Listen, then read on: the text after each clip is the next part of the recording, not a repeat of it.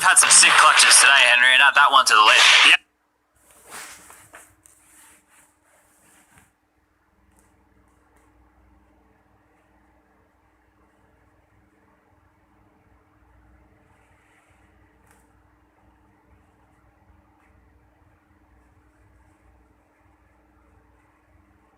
I feel like MR12 encourages these clutches, you know, we've seen a lot more of them today. It feels like you have less rounds, you can't be so focused on the economy and saving weapons. We're seeing more risks being taken, and my god, Voxic, he steps up there. That is beautiful. The second shot towards the window especially, just what do you expect from Voxic? That's a vintage play from him, as we have got a pause. It looks to be more technical now, as Carrigan has crashed, so it was tactical to kick things off, but Carrigan has left the server, so a chance for us to catch up, ref chat, and maybe one that's required, because it's coming up to the final round.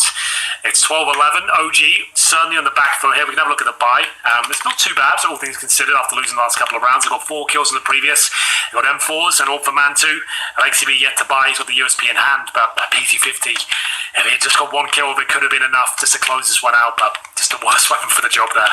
Yeah, not ideal stuff. Now, just quickly to recap this series for everybody, this is the semi-final that's going on right now. The winner of this will play Na'Vi, who took down FaZe not that long ago, only about an hour ago that one concluded.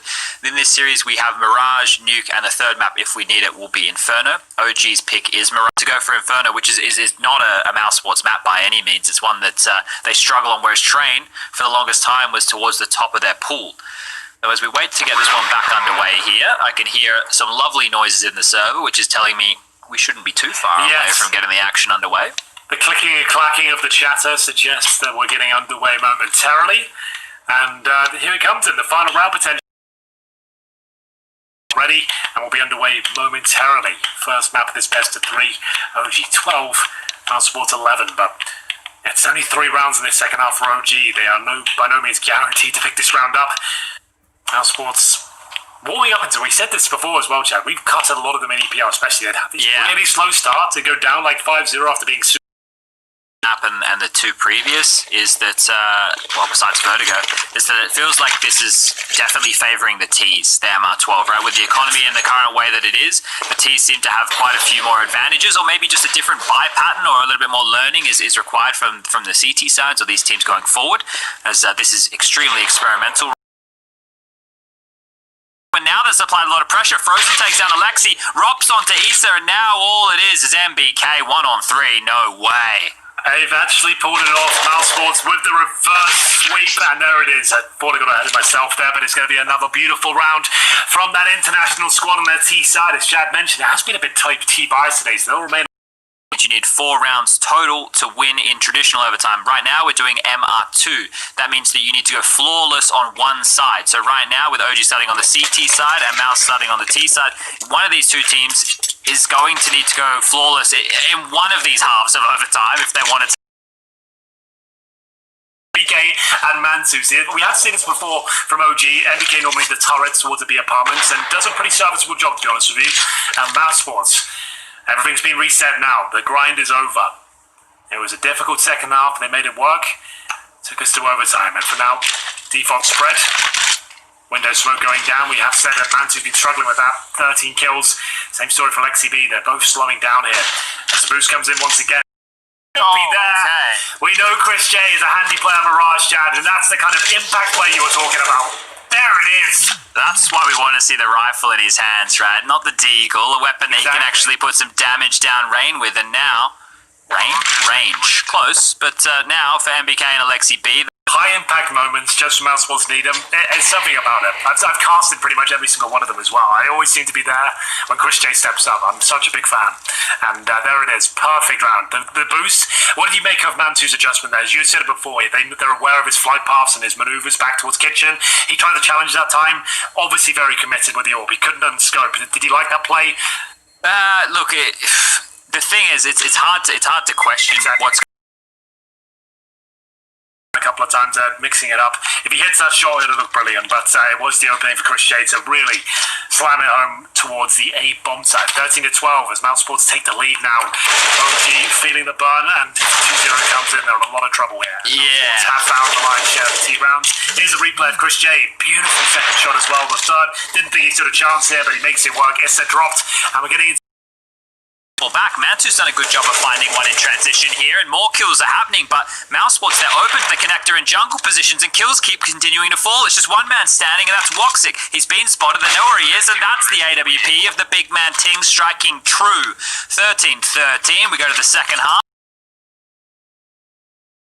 Map number 2. It's quite simple. So whoever wins this first round of the second half here is poised to take. And they guarantee double overtime. Correct? Exactly. So yes, there we go.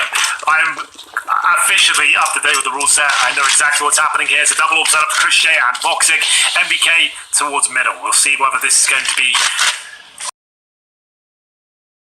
a bit of a run boost being set up. Alexa B catapulted in, and Rob's, the angle's perfect. He got smoke. Yeah. The one way as well, just as it's going down, he gets a dink towards Alexi B. That's a beautiful play. He did a good job as well to at least find one frag. It's not easy to get a run boosting kill. It's a cool position as well, that smoke. There's still a minute left on the clock. They need to get site control at some point, but it will be the A finish. So this is looking very good right now if you're Mousesports. They have 3 players leaning over towards that site, and Carrigan's actually getting more up close and personal. Unless, if he goes down without getting a kill, that's the only way that this falls apart. Tense right now. You can see the tap, Frozen's ready and waiting though. Great shot. There's low HP on Alexi B. That was from Ross earlier in the round. A flashbang delivered from the spawn. Carrigan's going to swing on it. The alley-oop doesn't convert, but 20 seconds remaining. He's trying to whittle down that clock if possible. Molotov lands at his front door, repositions towards the bomb site. I think this looks good, Chad. Carrigan should be on for 2. With 10 seconds remaining, surely he's done enough there. That one kill, that's all he has to get. The low HP 4 has been planted. They've repositioned. They can give this round up. Oh no, this could be a real problem. Woxic, he has to go huge. He has to take the AWP out of the equation. He does, and now they know where he is. So as he finishes him off, and that is huge impact from Woxic there. 26 kills to his name. They'll get 2 AWPs to carry it forward if they want. I was so scared for them there, Chad. The fact that Christian, I understand why he didn't peek there. There's obviously going to be cover, and they can approach it together, but still, going for the little challenge, confirming and knowing one of them's taken out there. It scared me a lot, but they pull it off. Voxic with a double spray down, and we get into what could be the end of the game here. Mousesports pull this one off. We'll go to the next map. Yeah, so it's the double up.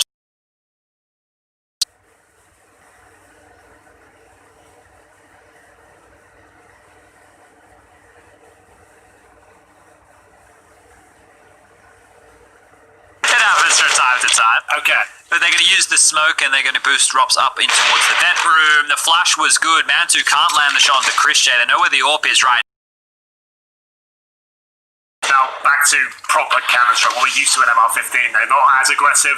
They're not enjoying themselves.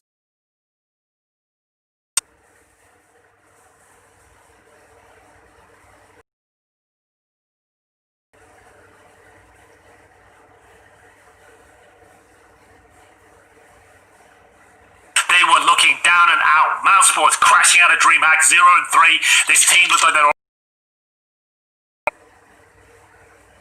reverse sweep to get it to overtime, and now 3 kills away from converting the map. 5-on-3. Carrigan, could he be the savior here?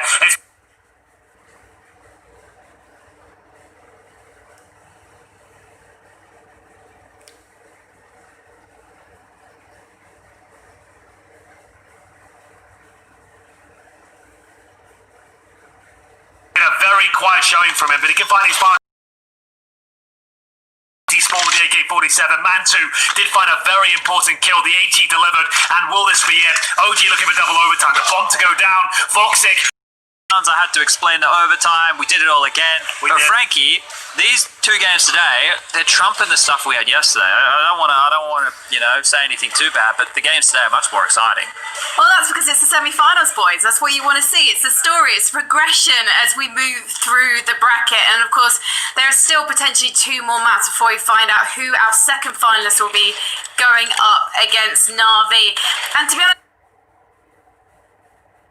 pretty nuts. Imagine if they do that inside of Viking space. Keeping the Luna safe on the backlines, keeping that Aegis still there. Now Solari pretty low here on the front shed, pops that Satanic, so he's getting back up to full. Kind of a defensive egg on the backside of the fight, won't really pop and hit anyone. They still have the Eclipse, they still have Aegis, they still have BKB, and that Fortify is used, they're really preventing to swap in, but I think they've just spotted up that DD rune in the bottom river, so picking that one up and maybe going straight back. Or farm, who knows? It's this one melee barracks is proving very challenging to take.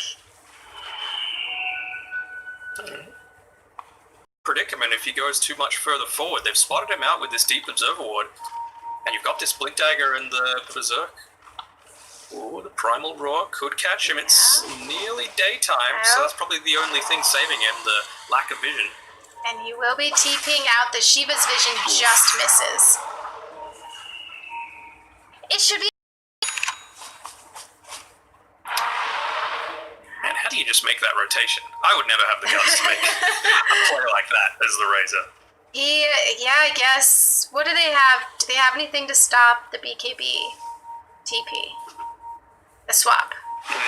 Swap, yeah, Yes. or roar. So you. Burst him down with your right click Okay. in the duration of the TP. Luna has a demon edge. What'd she get? Does that mean what we think it means? No, it's Oh, MKB. I had to see. I couldn't find her courier quickly, so I wasn't sure. Now this is all of Unique grouped up right here, and that's a kill for Boom onto the van score right at the start of the fight. Dark Portrait from.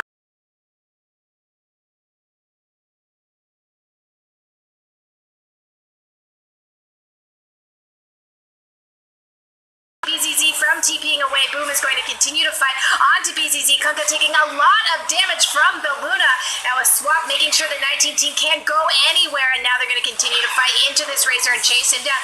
He's fast, and he has that nice slow to hold everybody back. The Shivas will miss, but the blink forward from Toby, making sure they're trying to catch him. The Boom back here looking to deal with it. With the bots, once the cooldown is back up, Boom can get back to his team. Dracho? We'll see him. He gets that out. Now he does get the BKB, so Dracho can Satanic lifesteal a little bit, and now he gets to chase Boom down. And Boom got very low there. That was.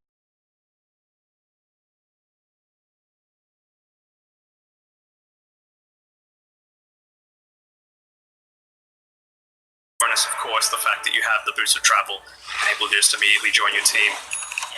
And Lena will hopefully should be joining here shortly to help with this high ground push. Now there's the swap onto the Grimstroke, getting him back into the fight. The leash is out, helping hold people back, and there's the roar onto BZZ, once again holding him in place. The egg is dropped. Staying alive, very healthy. Vanscore not dead yet. Dracula in with the ink storm. He will pick off the Venge. Great stun from him. Toby to fall as well. Dracula is going to continue fighting into this. He eats a Laguna, but it doesn't do that much. Yeah, and Luna is down as well. That's a buyback on Toby. He's TP'd into the outpost in the Radiant Jungle. Will he make it here in time to do anything? And Boom just...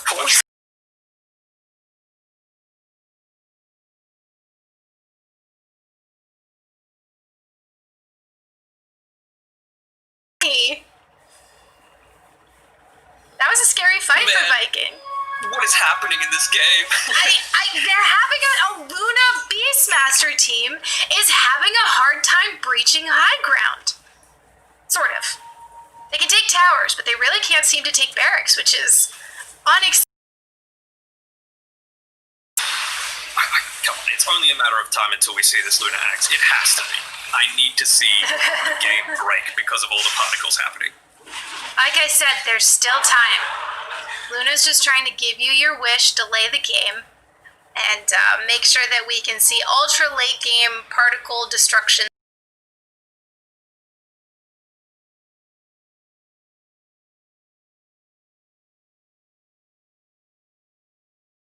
But no, they're not any more aggressive. They've got a little bit to wait on Roche. It really sucks that Razor's career got sniped towards the end there. It's off for 3 minutes, and that had the other components of his satanic. So Weaver, he's got an item.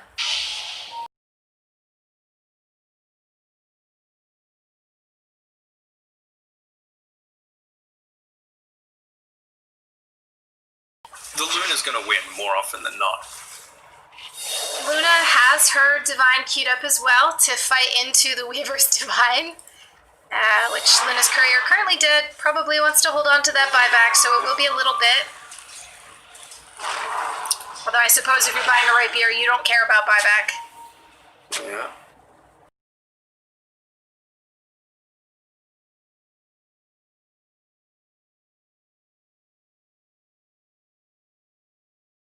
Surprise 19 hasn't gone to purchase the Reaver, considering he doesn't have buyback for the next 5 minutes. He can easily replace his magic wand and just buy himself another TP. Well, if he were to run to the secret shop right now, that would not go well for him. Yeah, he did. Not ready to make too aggressive of a movement, hoping to have that high ground vision advantage. Roche, 1.5 minutes away. Not looking to commit to it yet. If you're able to secure that with this rapier purchased up, it's going to be enormous for your team, but it's just looking so much healthier right now for Viking. They have 4 buybacks relative to the 2. A little bit. Here we go. And They're there's a starting to reach swap the high ground. onto Weaver's not there BZZ. just yet. They'll be able to take him out. He's one of the heroes without buyback, so that is a disadvantage for Unique. Now they're running in. They want to see what they can get. What can this rapier do? Will it be enough to take out this Luna? Shad does not care. He has so much damage popping that Satanic, and Aramis doesn't even fall with the Weaver hitting on him. Weaver forced to... Finally, those Raxes to fall. So 2 lanes going to Viking. And they're going to go straight onto the tier 4s with those Lunaglaves. They can do a lot of damage. And obviously BZZ, they know he does not have buyback. He used it far too recently. And Unique looks like they're going to have one more fight here. Lincoln's is Pop Dracu. Does not get stunned, but he's so low. And boom, the egg dropped just in time from the Phoenix, and the egg will not be able to fall. Weaver has to time-lapse back once again instead of focusing it. Vanscore back into the fight after buying back as well. Still another 50 seconds left on BZZ. The stun landing on the Weaver. They've gotten the roar on him too. There's no Lincoln's for him right now. Shad continuing to fight. Shad does not have the BKB. His Satanic has 5 more seconds left on it, and he doesn't have a lot of HP in there. Shad will fall. The stun coming out onto Grimstroke. They want to chase down Boom. This was a buyback from Boom. If he falls, they won't have him anymore. Shad has bought back, trying to get into this fight, but it's not enough. Aramis cannot save the Lina either. That's 2 dead on the side of Viking without buyback, and Kunkka's still 15 seconds before his buybacks being used, and well, they're going to look to absolutely make a certainty of it with Roshan being available. It's got all 4 items possible for them to pick up, and what do they even get? It seems like a luxury at this point. And the only people with just on buyback, defense. yeah, is Weaver and Grimstroke are the only heroes with buyback right now. Everybody else. Everything else was picked up by our Kunkka. He's going to be able to give that over to Razor, I suppose? They got to try and end the game now, surely. They should know they don't have buyback. I think he's pinging out for Witch Doctor to come take the Ags. So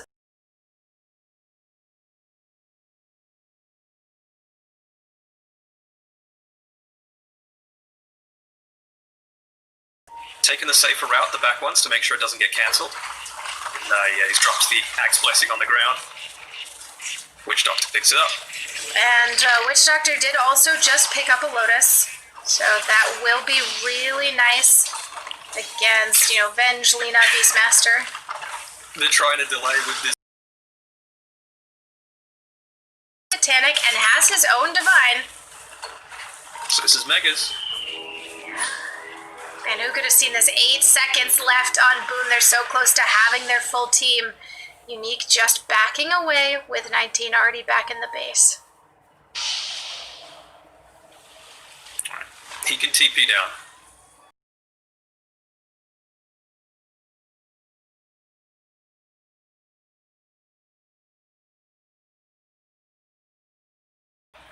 You want to make sure nothing goes wrong.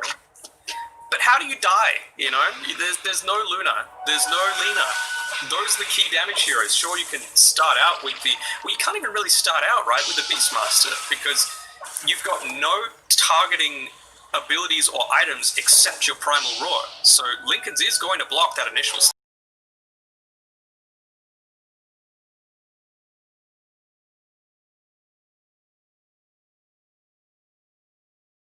lottery. Oh man. Alright, how close are we to 30s on some of these people? Lena, close. Luna, close. He's gone for a moonshot, so really all in on this last defense. He has an empty, right, not a slot. It would be a neutral slot. I don't know if he wants to give up the Willish. Oh, Ballista. Ooh, knockback range on a Divine Rapier Weaver. Choosing not to use it. He wants the Ex Machina. He wants the reset item cooldown.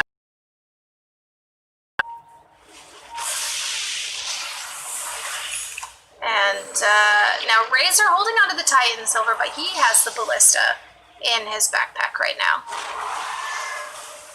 They've got the advantage of these megas slowly pushing in, pressuring the waves, so they can wait. They can wait until there's a bit too much pressure, a bit too much Stay alive, and in they go. The Grimstroke ultimate out. Venge has to run away. Now there is a roar onto the Razor. He gets Lotus Step. He's getting 4-stepped around. Pops that BKB. Shad trying to see what he can do. Buybacks are used here. Now the egg is down. The cask bouncing around. Boom trying to do what he can. Van score is falling, so there's no buyback on.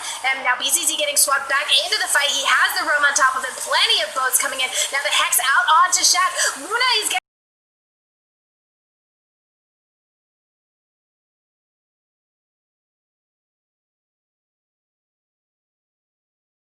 Satanicking up, Boom about to die as well, and that is a throne being hit here by BZZ. They want to get one more kill on Aramis. There's the GG. Unique turning this game around.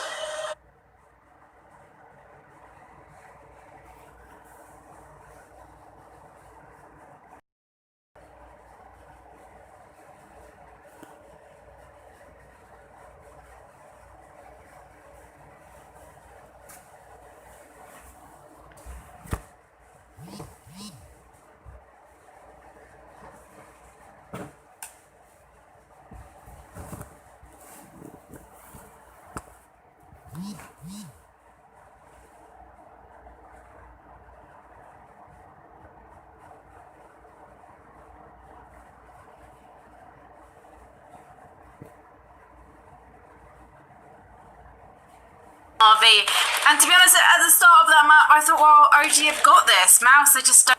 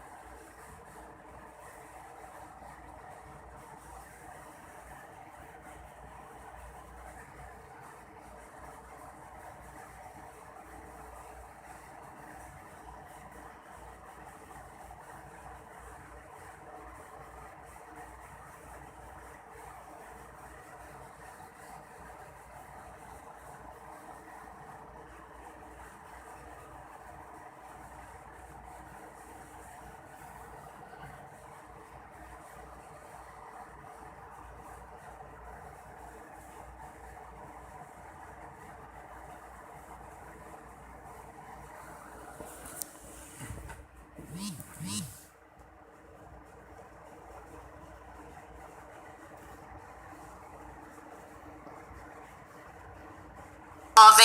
And to be honest, at the start of that map, I thought, well, OG have got this. Mouse, they just don't.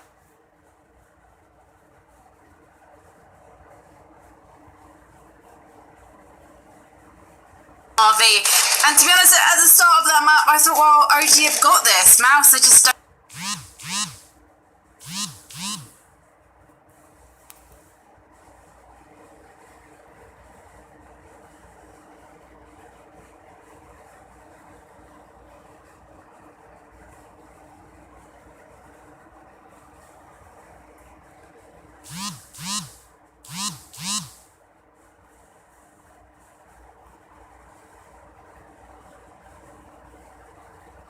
Right now, it's obviously a gun round, but what approach, right? Because whatever OG does, if it's not a default hold, it's a gamble, right? Because they don't know what's going to get offered up, but you're running out of opportunities to go for gambles. You just need to hope that you can get all your protocol nades in, make sure that they come ramp, and then from there, recalibrate.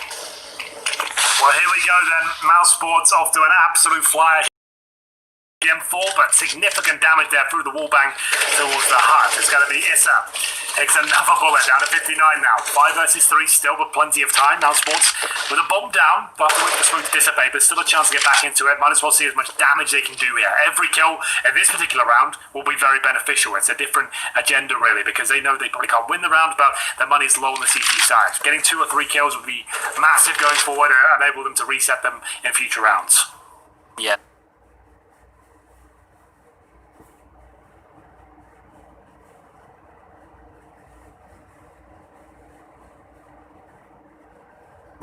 That's the key, right? The magic number I always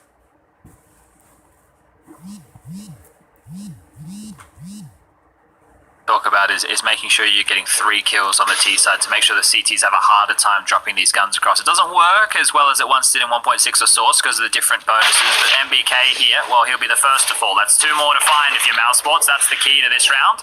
Can they find anything else? An old bullet will tag up Frozen, dissuading him from going out of the hut position, and Woxic as well will be dipping on back. 40 seconds remain. There's still plenty of opportunities to find a couple of frags here, but OG, they're not overstepping the mark. They're playing off of each other. They're jiggle peeking well, and they're even doing damage through the vent as Alexi B will take down Woxic.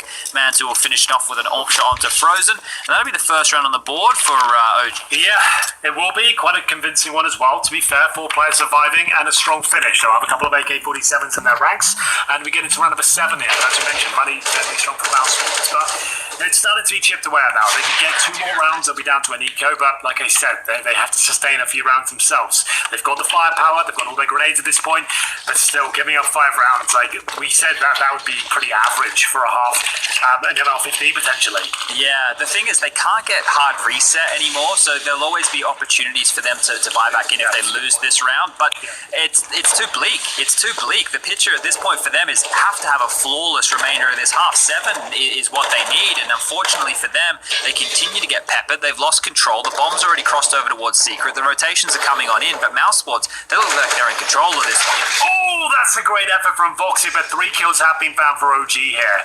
They are starting to wake up. 4 versus 2, Carrigan and Chris J. Left with a very tall order here, but they have got decent positional control. They're making their way towards heaven. Undetected with the bombs in their back. Mantu's not looking. It's not actually over at all. They have no idea they've made it. So Mantu, he's really focused towards the ramp room. He goes down, it really does start to question what they can do. Chris helps himself with the easy frag. No one's even considering that. This is sloppy from OG to say the very least. Oh no, that's a problem. The fact is now they have sight control. This Molotov into the doors is great. He can push up. But if he goes in and dies here, that means it's a 2-on-2 situation. Alexi B taking a massive risk right now. He has a chance, but Christian's already through the door. Carrigan looking up towards the window, jumping up on towards the catwalk. Can he make the frag? No, he can't. That's Christian with the AUG. Can he do any more? Chris has got a second. It's a 1v1. Chris, that's the impact we're talking about. That's the impact we want to see. Screw the deagle, screw the pistols. Give this guy a primary weapon, because time and time again, he's going to pull off those plays. That's the Chris J we want. That is exactly the Chris J we want, and he delivers on all fronts. That is huge. What another massive round there.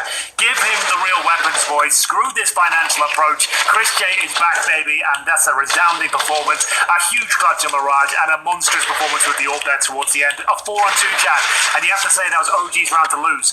What was that all about? Where's the communication there? How are they not covering ladder as a basic principle in a 4-on-2? I'm not sure how Mantu wasn't aware that he could be flanked. Like, again though, right? We talked about it before. I said as a porter, I normally say ramp's not a bomb site. You don't even have to cover ramp. Let them bloody have it in a 4-on-2. Whatever. Just hold lower, get towards the silo. I think they were sold on the fact that the bomb had crossed secret, right? That's the only thing that was keeping them in place. But it's not like they had to slimily get a gap from what we could see, from what we were being greeted right there. It just felt like a thoroughfare for them. I was like, here you go. You can walk around ladder base if you want. Here's even a free kill. And it was the portal the other way around. It was the portal to them winning round number 6. That's a crazy round to give up. I can't believe that the perfect storm came in. Mantu not getting some backup. And Robs is quick out here. We'll have to dwell on that later.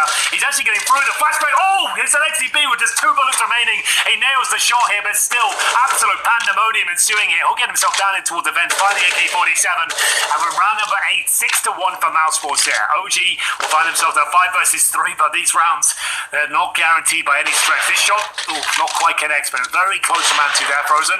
On nose to be an all-back, wants it back though. What a shot. Goes back to the AK-47. Valda, good positioning. Christian should be able to trade, which he will. They've got a chance again. They won the 4-on-2 before. Now it's a 3 versus 1. The Flying Dutchman will have to deliver once again. I need Chris right now, if I'm Mousesport's coach of Regent, to get me 1 more kill, because next round, if we lose this, we're going to get 1,400. He's actually going for us. He's going to plant the bomb. This is huge. He can actually win this. I would give him 17% odds here, Chad. That's what I offer. Okay. Well, they're not bad. It's the first fight right here against Issa. Up to 25. You think he's got 2 more in him? Yeah, I think he can do this. They've got just 1 kit. They haven't got any smoke. They're on the bomb now. They won't fully defuse this, surely. They're going for it. Lexi B feels like he's covered. If his first kill comes in, oh, wow. Good effort from Chris J. Bomb goes down. Great first shot in the 3 versus 1. Can't convert this time. Fair enough. He can't win every single clutch at this point, Chad. It's just not possible. Yeah, but he managed to take another player down, right? And that's the magic number we were talking about. So he's actually given enough money, because Mousesports only had 1,400 as a loss bonus, plus their residual cash, plus the 800 he just got them from planting the bomb, right? So they can actually buy because of that. If he didn't plant that, they'd be in a lot of trouble. And also, you have to take a look at this. You have the buy right now coming on through from OG, but there's several players without full sets of nades. There's only 2 defuse kits in play. Mouse have another chance to bend them over the barrel. Let's see what they can do with it. It's going to be that fast play once again, Frozen. He'll be towards the silo position, but we have got a player trying to open things up. They're going to start right down.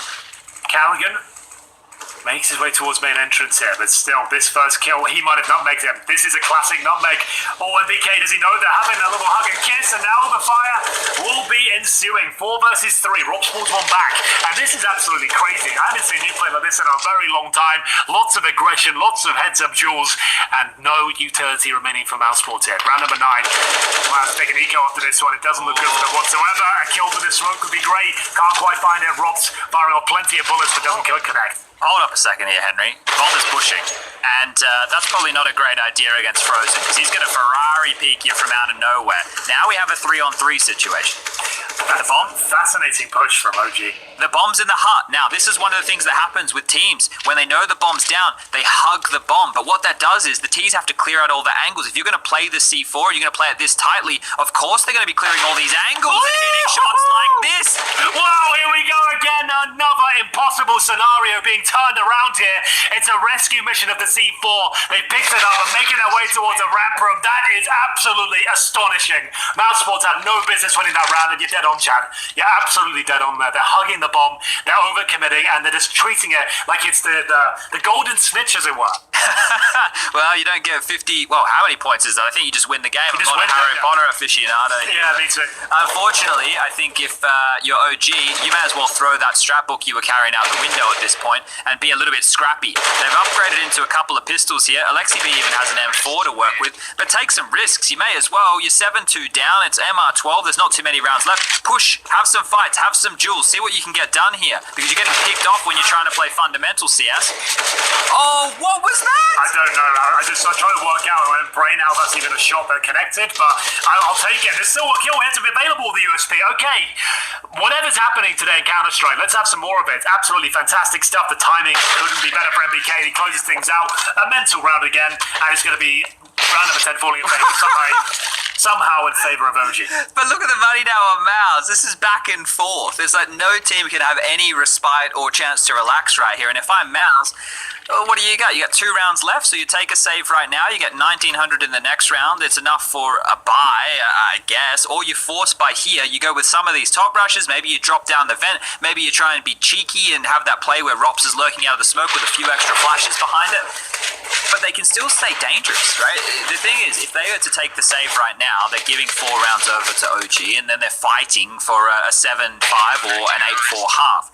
If you go all in on these last two, they're both 4 spies, and I've just been informed by the little birdie that tends to fly onto my balcony every now and again to let us know we have a tech pause that's being called right now on the Mousresport side of things. So hopefully we can get back into this one very, very quickly here. But there's a lot to discuss in terms of Mousresport to how they want to approach this round, because they could go for a buy. Robs can get an AK, Karen can get an AK and head armor. Like, there's a buy on the board here. There's no dramas about that. But, certainly, there is a buy there, but like, if you've got 7 rounds already available, you know their money's it's good. It's not going to be sabotaged. I guess you could go for one of those crazy Mac 10 plays. I wouldn't mind that too much, to be honest with you. I think that would be pretty exciting, but definitely worth the timeout. It looks like it might have transitioned to a mic issue, though. Yeah, well, they tend to happen. We had a couple of those, didn't we? Trying to rig up this home setup that we were going for there, but we've made it land. Yeah, this is not that my setup's been put together, as you can probably tell, by gaffer tape. Last minute scramble to quite literally. Yeah, I ordered a webcam from China because nothing was available on Amazon. That came, didn't have any software, doesn't have any software, doesn't even exist as a brand. That's what we're working with, but it still comes together. It comes together, yeah. So maybe next time. Maybe next time. And one thing, Henry, you know what I'm going to do just before this one gets on in. For any of the viewers who maybe are just joining in, they're not too familiar with what's going on right now. This is the Gamers Without Borders charity event for CSGO. There's $2 million on the line here for these teams to be donating to a charity of their choice within the 7 that are on offer here. And one thing that we want to note is the format. Now, we are doing max rounds 12. Normally we do max rounds 15, 16 to win.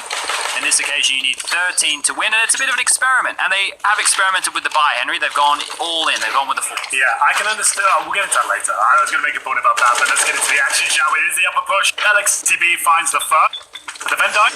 Yeah, they're planning already. Actually, I've got a chance here. We're going to see if that smoke can go down. It certainly does. Valdo will fire off some shots and get the kill. He denies the plant, and surely the round here. Boxing will pull one back.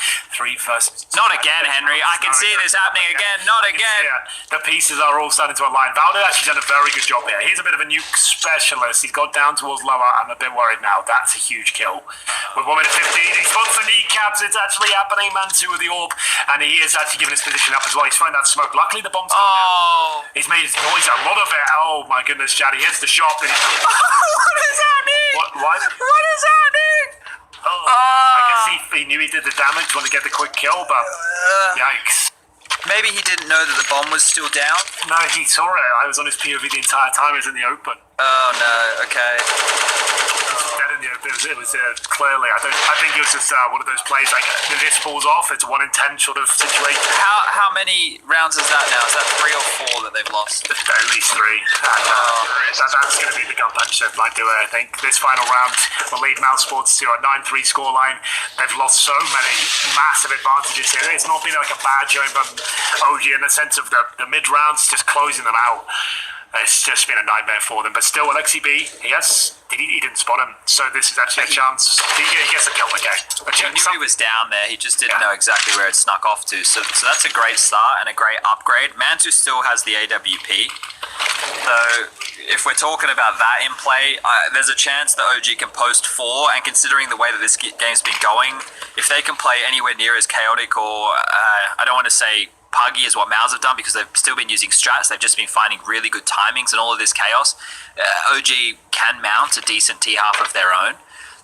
But we were talking about wanting a 7-5, 8-4 score if you're on the CT side. Well, Mouse have done that, and they might even do one better here.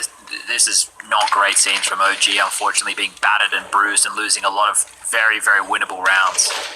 Here we go then. There's an eagle in the back. It might not even be required here, but certainly going to be influential. Issa providing a lot of damage in the back. He only gets himself a single kill, but this surely doesn't fall apart now. It's looking good. Voxic, 3 versus 1 won't deliver, but still 8 rounds on the board for Mousesports on their map pick. It's looking incredibly good. And OG, the morale has got to be low, Chad. It would be for me. If you and I are on that team right now, there wouldn't be much chatter going on. It'd be quite quiet.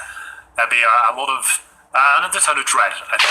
Yeah, normally it's because those situations that fall apart, it's simple mistakes that are being made or oversights or poor communication. It's just the little details, and they come with frustration because it's like, well, why didn't we talk then? Because we won the round. Yeah. It's 4-on-2. We've done enough. And a very Very important map. We've already given up our pick as well. And to lose so many catastrophic rounds like that, I just don't know if they have enough in the tank to pull this one back. But as we've said, the pistol has a lot of weight in it in MR12. They can win this pistol, sure, they're back into it, but it's going to take a hell of a performance from their T side. And Mousresport, probably their best map at this point. That's saying something considering the form they're in. This could be a very difficult one to recover. But if they win the pistol, who knows? Chris J with the CZ and 2 ATs. Make it 4 on the CT pistol, Chad. I've not seen that ever. I've never seen 4 ATs on the pistol. That's going outside for sure. This is very curious. I don't... This is a Carrigan crazy call, isn't it? Like, this is us on the fly. It's like, I've watched their demos. They normally go outside. They've got 2 smokes and a Molotov suggesting they will go outside, but there is an HE as well. They could go for the vent dive of an outside split. I'm not sure. I don't love it because I'm expecting OG just to say... If they go outside, this could actually... Oh, how many players? How many players? Just one. And they won't send the grenades out there straight away. This is fascinating. I don't know where this is going. So they've double naded Squeaky. They have 2 nades remaining. There's a top hit coming in right now from Alexi B throwing those nades, and Issa's on the flank through main here. So all the action's about to go on top side. Carrigan will find the opening, but MBK gets one in exchange, and top side's open now. Yeah, it absolutely is. MBK gets the second. Chris Shea, the CZ, not the best weapon with their job. USB would have been fantastic there. Would have had the precision required. 4 versus 2. Spots they had of 1. Robs through the smoke. MBK surely guarantees the pistol here, but there's Frozen. We know he can win these. A 3 versus 1. Bomb goes down. Spots another. Looking for a quick kill. Mantis low as well, but does find the all-important kill. They win the pistol. It's Carrigan's kill at the start of the round there. I thought there was going to be a few more fireworks going off, but OG stick the landing. And now this is where it's interesting, Jeff. This is what you shouldn't be forced by, right? You shouldn't be forced by here at all, because you've got a huge lead. MR12, what we said is true. The speculation we had throughout the series we've casted so far, I don't want to see a buy here at all. We're learning with everybody else, right, of how this economy and MR12 as the rounds work. So far what we've seen is the CT sides have been having a much harder time. We already knew that the CT sided economy could be hampered a lot, even in MR15 and traditional Counter-Strike, but I like this call. So knowing that next round we can start theory crafting this a little bit. If this gets interesting, ladies and gentlemen, I promise you we'll jump into some play-by-play action, but the focus needs to be on the following round. So we're going to have 2400 as the loss bonus coming on through. That means Carrigan, who's already dead, as an example, is going to get himself 4600. He's got enough to get an M4 and a light bit of utility as well as some armor. And that's the same story for Woxic, for Frozen. Unfortunately for Chris J and Rops, they have a little bit less. So they still have opportunities to get kills in this round here.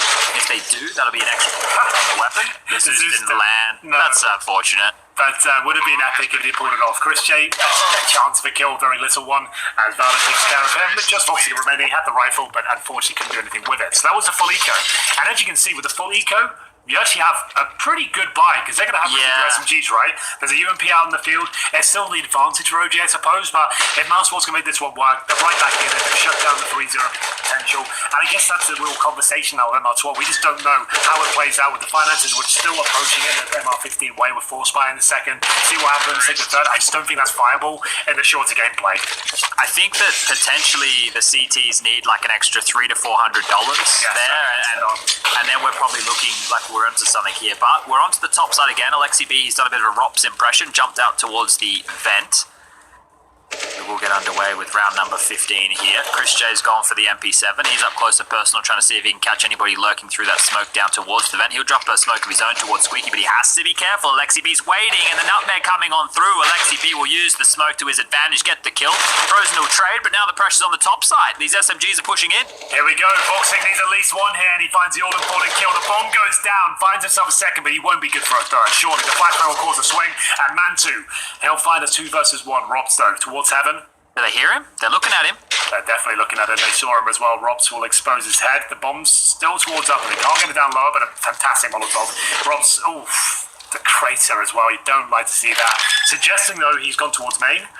He won't win this round. He hasn't got a kit. No grenades. Might as well save. Yeah, this is one, though, where it's debatable. This is where we need to start having more of this conversation. But does he stay in arm's reach so that he can take more guns away as they try to exit? Or does he just save safe like we traditionally see? At the moment, it appears like he wants to get inquisitive. The timer is the problem right here, as the bomb is getting to that halfway mark. There's no defuse kit in play. And Rops, well, he's got so many angles to clear here. And they're well aware that he could still be coming for this. They haven't left the bomb. So one sound cue, he gets the kill. But lack of kit here. He's going to be picking up. He's got the kit. There's just no chance. There's no time. He had to get on it now, and now he just has to run away. MBK's in the hut. Rops is lucky if he can skedaddle out of this one as he will hightail it out of main. Going to survive and take down MBK in the end of things here. So that's great. That is basically all you could ask for Ops in that situation, considering how that round unfolded. Yeah, had he had the kit originally, he could have actually won that round because he had to go recover the kit, right? He gets that initial kill. There was 10 seconds remaining on the bomb there. If he jumped on the bomb, MBK was actually towards Squeaky. He probably gets a defuse there, but the fact he had to pick it up, it did nullify his chances, and they will be taking a partial game forward. So OG will find the 3-0 start. This game is just heating up now. Great effort there from Voxic, gets himself a double, but that's all he was worth considering he ran out of ammo. Robs gets all the kills, but still leaving them with a difficult round here. As we go for another push, I don't like it with the CZ, so they get the first. Let's see if the damage is done. Carrigan, he will certainly dish out a lot of it. Look at the HP. Issa 2, Alexi B 3. There's still a chance here for Mousresport on the low buy. See if it works out for them. The flashbang could be everything. If Chris J can find the timing, the flash is delivered. In he goes. Doesn't do much, and Frozen with the M4. A sliver of a chance. If this kill was delivered, they can still do this. So low HP, 2 versus 1. Issa. He's nowhere to be seen, but they won't have kits to chat. They surely won't go for the 40. He has a molly as well. He can molly the bomb, Henry. They have no idea. He's won this, I think. Yes, even with 2 HP, they just don't know where he is. They won't be checking towards this spot, and now, yep, here comes the Molotov. You're absolutely dead on, and as long as it lands... Oh, wait! Oh, no! It was low! It was 1 second! Oh, Frozen! Oh, that was everything! It looked so close. I didn't think there was a chance for the Molotov. It does save the day, but it was less than a second. Crazy scenes, and this thing goes down with the blast as well, so another 5-man sweep. Oh, but still OG, they get through it, 4-0. Money now available. Well, they need to start delivering some rounds now, right? At this point, we saw a 5-round streak come on through from that of Mousresport to kick off their campaign, and now, well, 4 in a row here from that of OG. But OG, I think, have done a better job of hampering the economy going forward, right? They've made sure that not too many players were surviving. Well, no one was surviving in 2 back-to-back rounds, and that's fantastic stuff here. So let's get this one underway. All tied up here, 8-8. 13's the magic number. As this is going to be more of a Issa. This is going to be more of a default round. Well, towards ramp we go. It's very fast paced, and Rob's a bit of a ramp split. Nails the first shot. Voxer will follow up. Frozen. He'll go down elsewhere. But Rob's, oh wow, he's still willing to challenge this one. Bomb down. I feel like Mantu has his number, but still, great play. 2 versus 3. Mantu's actually done a good job here of tucking himself in. Guaranteed frag. There's still Voxic here. Is that the flash? Oh, what? Voxic didn't have to go for that. I think he thought it was the flash, trying to get in front of it. It was actually the smoke, and it takes away his vision. Carrigan can still win this, and that's a freebie right there. Issa not looking the right way because Carrigan sneaky beaky like up through the secret position, aptly named for that scenario. This is where Carrigan usually thrives. Like, he might not have the most mechanical skill, but he's got the most experience on the server for sure. 1v1, this is where his brain can swell. He can show us what he's made of, but for now, Carrigan is all the way down towards lower. I feel like Mantu's just going for the straight up upper plan here, so it's got his work cut out for him, that's for sure. No kit, no nades, and he couldn't actually be further away, to be honest with you. So off he goes.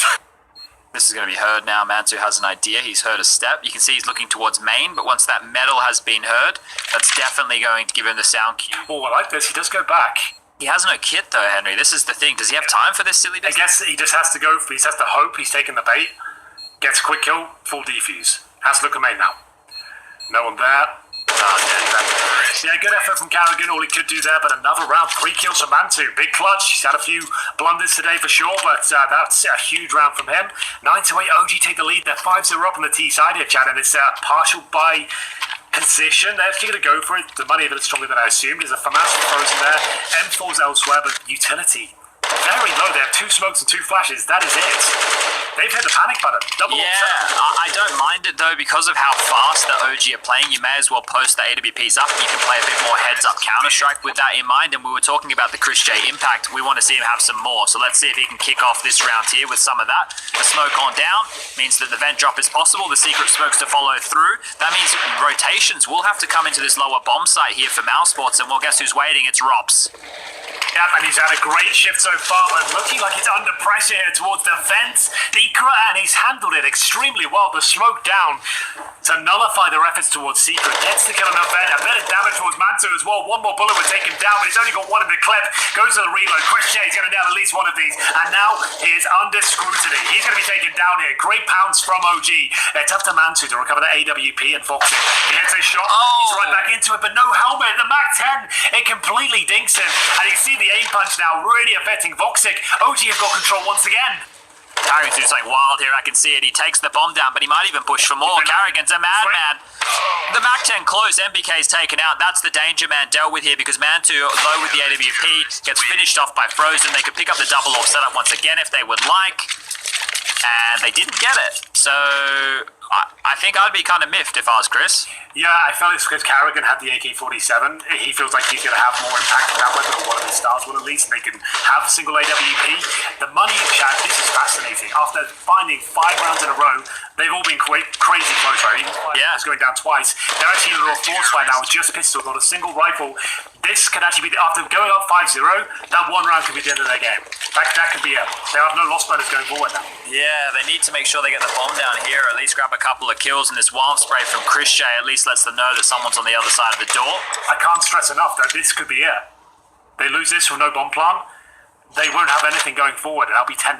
What are they set up for here? MBK watching Yard. You've got 3 players in the lobby looking towards Hut and Squeaky, and Volda dealing with Ramp. It looks like Ramp is where they want to go right now, and if Woxic is able to get 1 kill and fall back, he's done it. Well, the tag's good too, but he's staying to fight. Oh no. They haven't pounced him just yet, fortunately for him, because he got flashed, fumbled the movement, but still significant damage inflicted there. ASL LXCD down to about half. And where do they finish up here? It's going to be towards upper potentially. Posturing towards the lobby right now. We did say Carrigan, a bit of a master of the bomb side floor.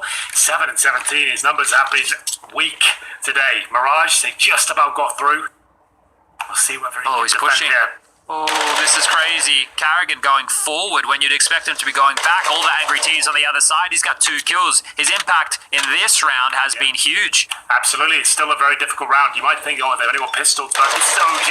Very skilled players in their ranks in CSGO. It's proven to be a very difficult round to pick up. He's on for the ace here, Chad. Doesn't quite deliver, but certainly padded his stats. That's going to bring him right back into double digits, I believe. He's actually joined Frozen, so that's great stuff from him. Double digits from Mousresport, and as I mentioned, we are not going to have the bomb plant. After winning 5 in a row, they lose 1 round. They're left with a force buy. They're now going to have to be PP50s and Glocks. There's no way they can invest a single dollar more than that. They can't invest anything because they get $2,400 next round. They'll have enough for 8 armor and 1 smoke and a flash each. This here, they've obviously conceded 11, right? Let's not fool anybody right now. If I was to say there's a world that they win this round, I think I might have to be on something. They're going to get slaughtered here at Squeaky. So I guess one of the cool things that's been happening with a lot of these chaotic rounds, not the pistol low-buy rounds, but the gun rounds, is there's action going on all across the map. People are, it's like people have a trap card, right? And everyone's playing their trap cards at the start, and then kills are going down, the comms are coming through, but then gaps are being found across the map, and that's why we're finding ourselves in so many late round 2v2 situations that are just nuts, because everybody is wanting to get stuck in. And I think it's another round on the board that we'll be seeing like that here, because the low utility means they're going to have to use the smokes to take space and then fight. They can't just sit and wait. It's all starting to heat up now, the AK-47s, as I mentioned. All big grenade damage as well. Frozen, normally good to line them up here. Got nothing done at all. Three dead already? Completely roll over. It's the outside approach for OG that's worked fantastically well. Damage being inflicted towards Voxic as well. He's taking so many bullets, and Robs will pull one back. There is a chance he gets a couple of kills, but with no utility, they throw the kitchen sink outside, and my God, does it work. 4 players survive, Chad. The AK-47 is on the front. That round was over in, 25 seconds? I think 3 kills had happened, and there was a minute and 37 seconds left on the clock at that point. That is some fast and furious Counter-Strike right here. And it's got them right back in the game, right? They've got full utility now, AKs across the board, and a chance to tie things up. They didn't pick up the AWP for Mantu. We're pointing to note here. Yeah, so they might want to keep this relatively quick. Yeah, I think that's the absolute best way to do it. When this is kind of pacing as well, like the AWP's normally good for the opening kill, that's about it. They're going for it again, fast and Frozen. Is he on anything? Apparently not. He's firing off bullets towards Squeaky Door. Issa's already there, main entrance. Carrigan, he'll do what he can here, but there's so much to do. He's trying to fight them off, and it's still not quite enough. 3 versus 1. Robs, he'll have almost no chances. He's got a flashbang, no kid again. 3 versus 1. Man 2's low. Alexi B patrolling towards Squeaky towards the bomb. It's just tapped out. They're just trying to feel as to where Robs can be positioned. Molotov down towards Hut, see if they'll flush him out. He still waits patiently. Alexi B watching Squeaky like a hawk, but he is looking towards main as well. So there is a 1 second gap if Robs commits. He could find him to get the upper hand. It looks like he's going for it. Starts to wedge his way through now. Looking towards the vent first. So many angles to cover here. I don't think there's a chance for him. Does he save? Yeah, that was the conversation, right? Because if you have a look here at their loss bonus going into next round, it'll only be the $2,400, which means a buy is not available, which means that they will potentially be conceding the 12th round of the game here and giving OG the chance to get across the line and steal away map number 2. So, oh dear, this is back and forth. This is not an easy decision that Mousesports have to make right here. Do they force and continue to fight and see if they can win in regulation? Who knows? I don't know. I feel like with the save them 4, Robs can drop a FAMAS or an MP7, and I feel like they go for it. Like, why not? Like, there's enough on the table there to win that scrappy round. OG have had to do it. I would. This is all speculation. I have no idea, of course. Mousesports will have the option to buy into this one. I would like to see it. There's the shotgun, but not necessarily the full commitment. So we are going to see Deagles, CZs, enough to win a round for sure. Like, I think all it takes is 1 early Deagle kill towards Squeaky. Shotgun at ramp is boosted up, for example. That could do some damage. These are volatile rounds. If Voxy does go towards ramp, does it get boosted? No, she's just going to sit there, and we see plenty of players deliver with the shotgun in towards ramp. They might have to save that saved rifle or any scavenged AKs, though, if this round starts to go south. Purely because they will have enough to get the buy together in the next, but it's just you want to make sure that you have everything. So this round here is a maybe. This is like a 50-50. It's not by any means a round where I think that they have a good chance, but one that they could pull a miracle out of their back pocket. So as we start to see a bit of utility over towards the top side, it's towards yard of where OG want to take control. It's into the warehouse position. Lets everybody know nobody is home. Now it's just a matter of decisions, of moments, of where do OG want to end. Yeah, the tension couldn't be higher right now. And this is Crochet making himself known. This is going to be a nice little swing. Alexi B can't hold on to the spray. They needed an inch, and they could take a mile. MBK, though, up towards heaven. He's alone. He is completely alone. No one's watching that spot, though, so he doesn't commit. And 2 at the bomb towards main entrance. And if he throws his Molotov, that does give him his spot here. Throws will be aware of it. He said these 1 digs are important. He'll have to run the gauntlet through the flames. Upper bomb side will be granted towards OG here. Great maneuvers. And here comes the flank. So Issa surely will be fine, but what a great shot. Frozen's done it again, Chad. The bomb goes down. Time is starting to be whittled away here. They'll have to remove a player for 3.5 seconds to get that bomb down. That's the chance to strike. That's when they know they can actually start to push through. And now Robs, he might be on something brilliant. He might be on something brilliant. He did spot the head. I think. They're boosting. Oh, they're going to clear top ladder. Issa's going to have absolutely no idea here. This is... Oh, they flopped it. They flopped it. No, they flopped it. How did they ruin that? It was perfect. It was the best play of the game. It would have won them the round, and they fell off just as they spotted him. That was it. They would have guaranteed it. They could have swung from Squeaky. It would have been everything. But that's the round surely falling up high, and Chris J with a chance. He gets the kill. 2 versus 3. No kids, bear in mind that he killed right here, right now. It's not going to happen. Frozen's efforts are in vain. He gets another headshot, but there's just no time. OG with map points some way, somehow have pulled this game back. They only got 4 CT rounds, but they're the ones to post map point first. But bear in mind, it was a partial investment from Mousesports. We'll have a full buy here, but still, the boost chat, that was absolutely everything. What a great idea. I think that they had 2 different thought processes there. I thought Khrushchev thought, I'll boost you up onto the railing, and Robs thought, you follow me, bro, and both would have worked. Oh, man. Both would have been fine, but they split the difference in the worst possible way. What an absolute sucker punch that is right there. So let's see if we can get another overtime on the cards here. Oh. Maybe not. It's Robs going down, and the 3rd map could be on the cards here. 5 versus 4. It's Robs to be taken out. A lot of work to do here. I can't believe this is happening. Mousesports had this game in the palm of their hand after going 0-3 in the group stages of DreamHack. We thought this would be a resurgence for them. The first map, taking up their opponents, taking overtime. They can still make it there here. It's a 4 versus 4 now. Chris J swinging towards the lobby. But is it enough? Down towards lower. Valda actually has found access, and his teammates aren't far behind him. Foxy can't get this information at all. There's walking right down towards the lower side. And now Frozen has to do something magical here. Lots of angry T's on the other side of this, and OG, they're only 4 kills away, or 40 seconds with that bomb down from taking us to map number 3 of Inferno. There's multiple players on the lower side here, spam going on off, so they have a good idea. Carrigan with a freebie through the smoke, but there's still a lot of issues. No defuse kit in play. Here we go then. There's a 4 versus 3 looking for overtime, but the bomb being down, OG have enough tools to work with here. It's going to be another massive kill for Valda. Molotov available. That should be enough. The AWP towards Decon, it doesn't look good whatsoever.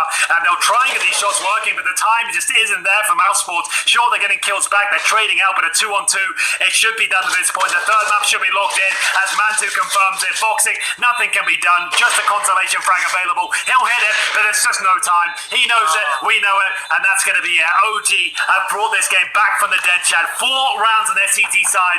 It didn't look like it was nearly enough, but there it is. Mousresport will go down. Well, one thing we're definitely learning here today is no matter what, we're still getting the comebacks, we're still getting all the rounds for everybody at home, and we're getting a lot more really, really randy plays coming on through. So I'm excited. I don't even know how that one unfolded and how we ended up here, but thank God we get that third, right? We were asking for Inferno, and we got it.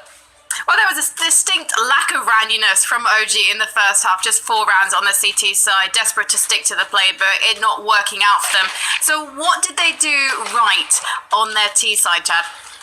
Look, their CT side, they got unlucky with all those clutches that they lost, but on that T side right there, I think it was a couple of fumbles from Mousresports that made it harder. Like, Mousresports had windows that we were painting that they closed themselves. I think the pace of this and the gaps that I am speaking of that are getting opened up, it's really difficult for our observer right now to be able to keep up with all the action. You can see that quite clearly when we're watching the game, and that is what's making this such an intense environment for both teams. So these rounds, in terms of how Counter-Strike has trended, has become very, like, it got to the point, I'm pretty sure, where Henry and I, when we were doing Road to Rio or Pro League, that we could tell you pretty much how a round was going to unfold after the first kill happened. But in this, because it's so chaotic, I can't even catch my breath half the time, Frankie. I don't know what to tell you. Obviously, it's making my life very difficult as well, because I'm just like, how do you break this down? We need something for you to draw on, I think, Chad. Henry, you must be enjoying yourself thoroughly here. Absolutely. Like, just the clutches were saying that there's the pressure as well. Like, you can really feel the tension on the server because there's such little time and mistakes are being punished. It's seeing like mistakes being made, Chad, like uncharacteristic ones. I think just because they're uncomfortable, they know there's a lot of high-risk scenarios and gambles being taken here. It's great to watch. In terms of the spectacle, I'm really enjoying it for sure. Oh, I'm glad to hear that, because we are going to go to Inferno.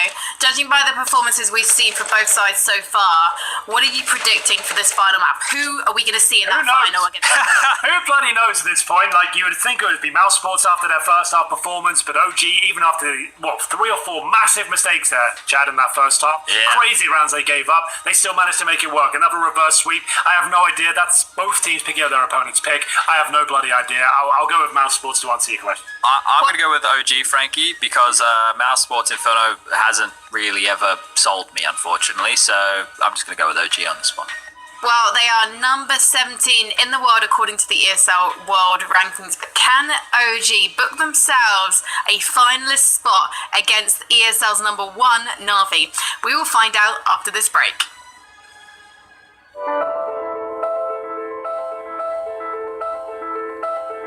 $70,800,000. That's how many people are displaced across the globe today.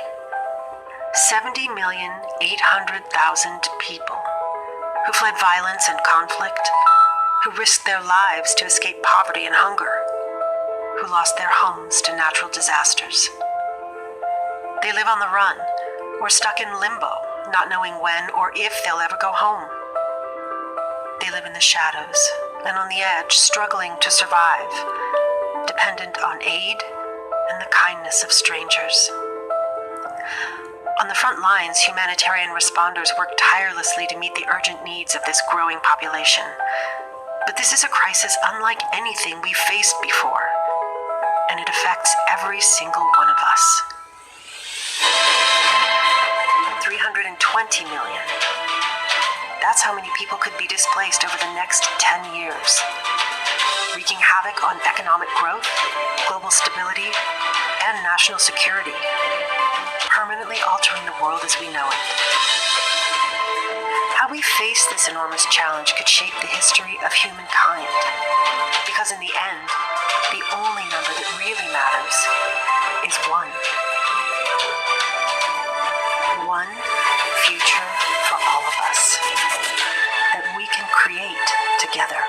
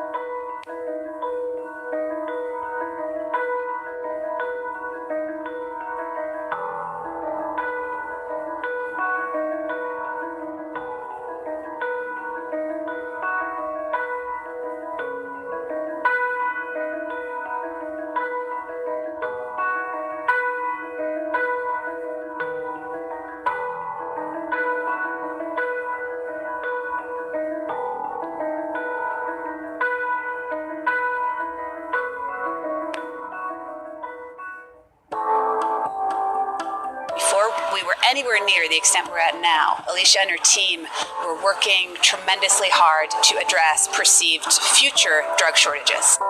The idea with the ICU kit at the beginning was trying to think of a way that we could help these patients that are critical in ICU settings. In this case, it was kind of the next layer of protection for this response. In the kit, we have a few different types of medications, antibiotics for secondary bacterial infections, as well as blood pressure support, so vasopressors. Things like albuterol inhalers, we were learning were highly requested in hospitals. Medications that are used for intubation and sedation that help with that process. Each one of these kits is designed to have about 100 courses of antibiotics and supportive medications. The first two are headed up to Northern California in the Bay Area, which is especially hard hit, and the next 11 are going to hospitals across New Jersey, and we'll have about 80 of them going to New York City. In the end, we're just feeling really fortunate that we're able to support our partners with these medications that they need so desperately. The wisdom, the expertise that I think this team has demonstrated in being able to help us as a community partner, but also hospitals and healthcare systems around the country struggle with drug shortages, which are now a reality, I think just speaks volumes to the impact DR has.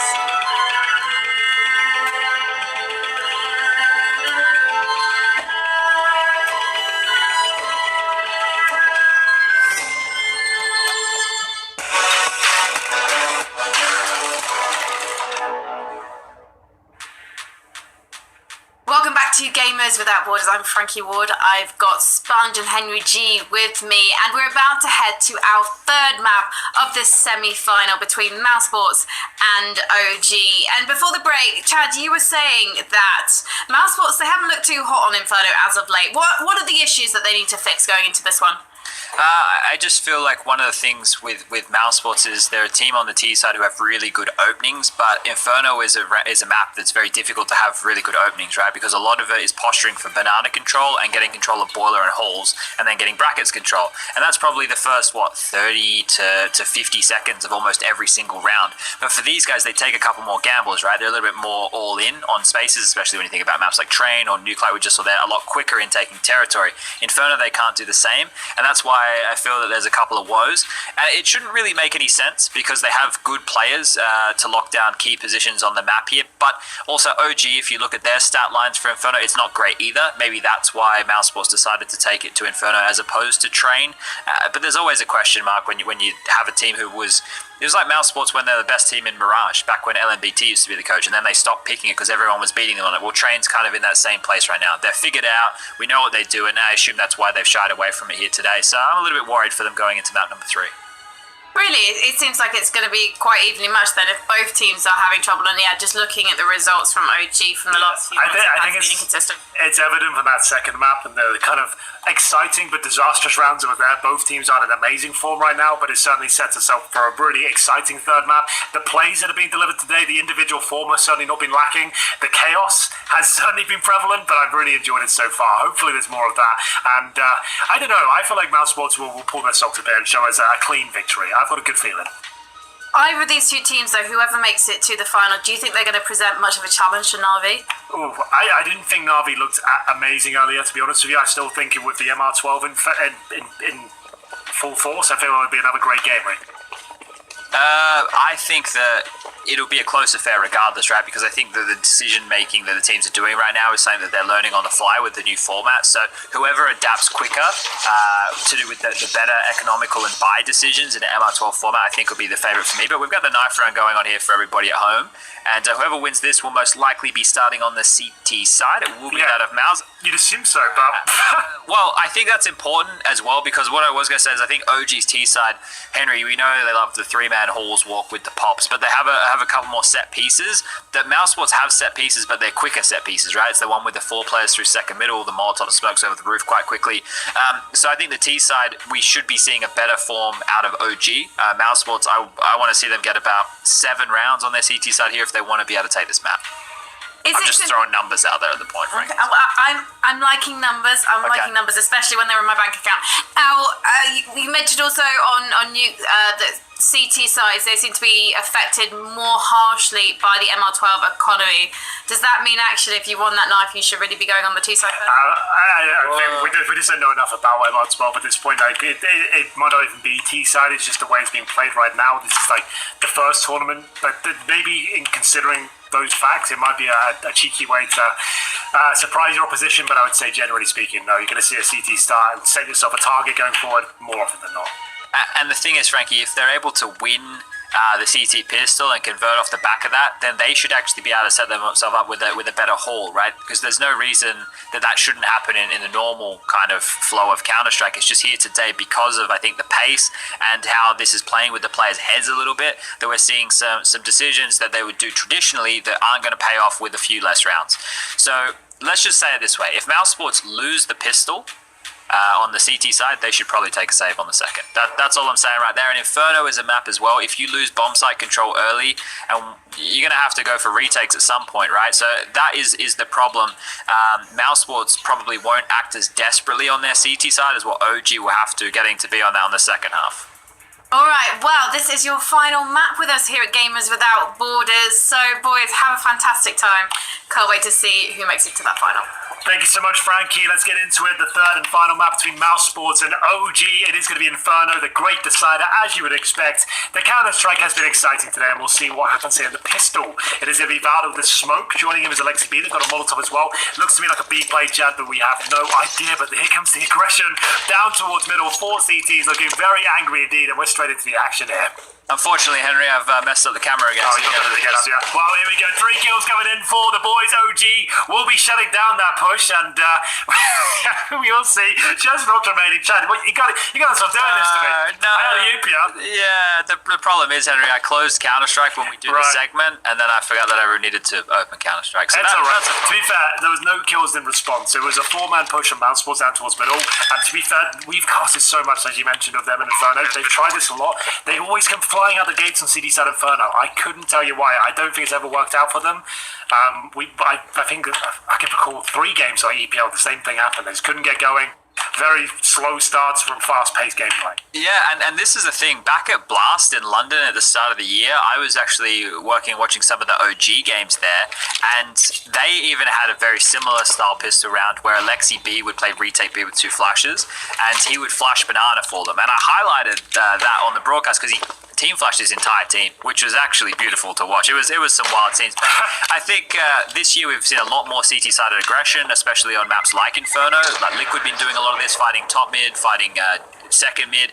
I think another map where CT-sided aggression could be coming on through a lot more is Dust 2. Teams are barreling up middle now on a map like that. But let's see. Well, Mousresport have already learned to heed the advice of not force buying after losing the pistol round here. Yeah, and just well, to be fair, Inferno, that is the classic force buy from the second round. So I think you could certainly justify it. And remember, they had the nice buffer of rounds there as well. So this is a bit more traditional. We'll see how it works out for them. But Inferno, I didn't mind it too much considering you can get the smokes down. And it's all about us running the clock down to about 30 before they commit. We'll see what happens as we get into this next and very important round. Frozen aggressive down towards middle once again.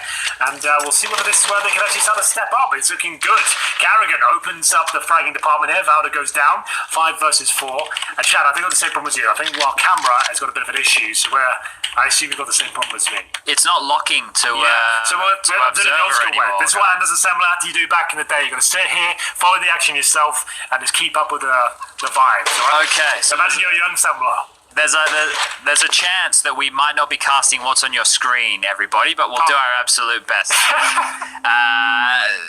We're going to be talking about action all over the map, but right now they have top mid control OG. The bomber's on the back of Alexi B, and they're actually retooling back over towards Banana.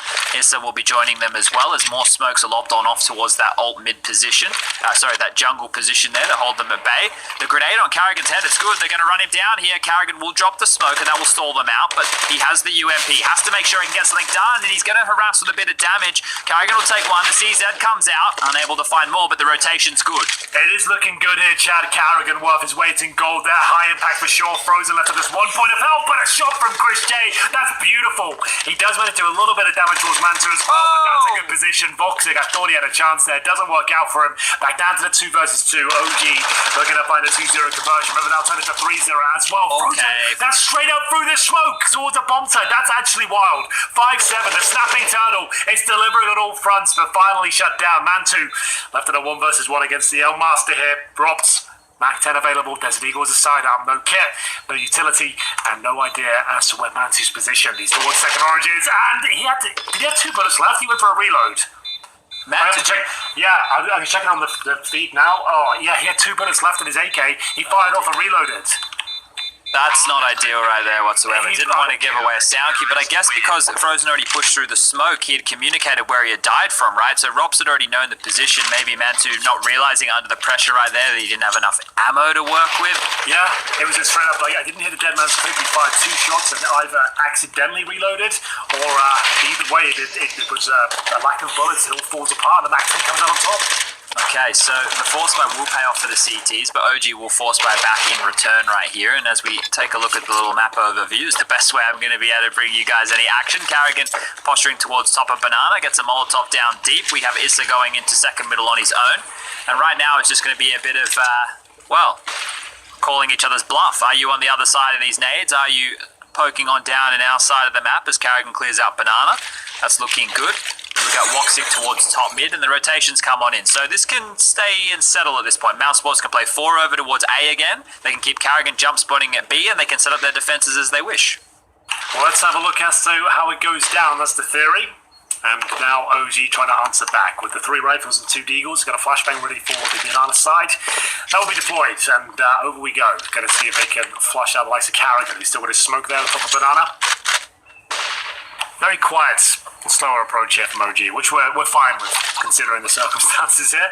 And B9 for the in-game leader. Smoke, that's the most valuable part of his kit right now. If he can get that down around the 40 to 30 second window, that would be great, but actually heading back in towards the A side of the map here. It's up, Desert Eagle down at the bottom. And they're actually going for a full A commitment here, Chad. You can see the CTs peeling off. They're going for crossfire mentality here. Chris J and Foxy go towards the bomb site. Robson towards that graveyard. And 5 players for OG at the top of middle right now. Probably a contact play. They have no flashes. I think they'll just walk into the bomb site and try and help themselves. But right now, they have such a weird setup. Who's taking first contact for Mousresports here? I guess it's the individual up and on the site, and Rops peels on out. The 2 kills drop. Chris J grabs 2 of his own with the Deagle right there. Maybe it is going to pay off, but now they're left in a 2-on-3 situation. The bomb will go down again, so this is good for OG, but this retake is going to be very difficult. I wouldn't even bother with the AK-47 available. We'll see. It's going to be so much work that needs to be done here. It's a trifecta of doom set up here from OG. They've got flashes, a decoy, 3 rifles, and we will see the incendiary deployed. So that's towards graveyard. If they had to flush someone out, I dare say they go for it. The AK, I think, is just too valuable going forward, and there it is. The round falls apart, so they'll have nothing now. And that's going to be very, very well done from OG. What a great crossfire that was. There was no way that was being flushed out. Yeah, that's a bit of an issue right there, because now the 1400 loss bonus, right, will come back out for Mousresports. And I don't think that you can take another force buy. You can't really justify it. The reason you can do so after you lose the pistol is because you know that the T's aren't going to have a crazy buy. They're not going to have anything that you can't deal with. But take a look at the buy now. Well, you can't. We've got some replays on the screen, but I can give you an idea of what's coming. We've got 4 AK-47s, a Galil, and utility galore. So Mousresports on the other side of things, if they opted in with the buy, which clearly they are, because Carrigan has already bought a P250, a Smoke, and a HE, that's about as good as it's going to get. That's about as good as it's going to look. And we've even fixed our little camera issue, Henry, so we're back underway at full force. I am very happy to hear that. Let's see what we can do now. We apologise for that underwhelming commentary. We're going to do the best we can to adjust it going forward. It's the 3rd and final map, as Frankie said. Chad, this is our last casting experience. My throat is red raw. That's all right. Shouldn't have done this after the 60 days, I think, but I'm enjoying myself so much. I'm fine to be here. I'm so happy. And we're going to see Desert Eagles at M4 and a desperate chance of Mousresports there. Well, we're big ambassadors for MR12, you know, Henry. I think we're probably leading the fan club at this point. So you can the only ones, probably. Can send the hate mail our direction as well. But look, we want to see how this one plays out, so at least we can be informed when we're talking about formats in the future. Now, right here, Mousresports with a couple of nades towards top banana. Oh, big nades. To do a bit of damage. That's another one there as well. It doesn't quite connect in the same fashion. It's going to be OG just peeling off there, but still that had big potential. OG. But now, that changes the round completely, Henry, because every gun becomes viable to take 3 players out with a headshot. So, yeah, this becomes scary for Volde, Alexi B, and Mantu, that's for sure. Well, they're going to have 5 players towards the banana area, OG that is. And it's actually a transitioning CT before Foxy and CT spawn right now as well. So Carrigan up close and personal with the aforementioned P250, which will be a bit more dangerous now, and he has been spotted. That's going to be the cue to go. The smokes are deployed here, and the flashbangs effective on both sides of the equation. Foxy can't make it work, and it's looking good for OG. A secondary smoke to find some space. The P250 delivers. The flashbang from Frozen is spectacular. It's falling out there. This is falling apart for OG now, and we'll hear Henry's food arrive in the background there. But that's all right. To take over. Oh, I've got it. Don't you worry about that, because the man waiting over there on the A bomb site, Frozen, sorry, it's Chris J. He is that silenced M4. He's up and he's over. Look at this. Chris J from above. He gets 2. That sets Woxic up on the side here. Deagle in hand has 2 to find. Can hear all the footsteps. Steps on out. That's a 1D. Yeah. Finishes them both, and Woxic gets it done. The food's arrived. Everybody's having a great bloody time. And Mousresports, they bounce back 2 rounds in this first half, and both have been on 4 spies. Unbelievable scenes there. I didn't quite catch the frags, but I saw the last few moments. It sounded absolutely electrifying, and it's going to call for a timeout here. OG on their knees. Do they dare force buy back in response?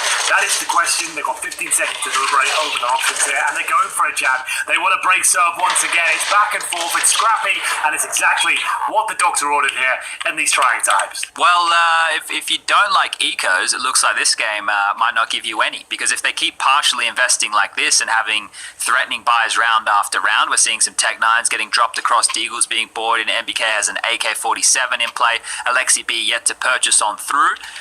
But this could still be a threatening round from OG. They know that they can continue to pressure this economic situation of Mousresports here. Oh no, Chris J only has a deagle, Henry. Oh, it's the old classic.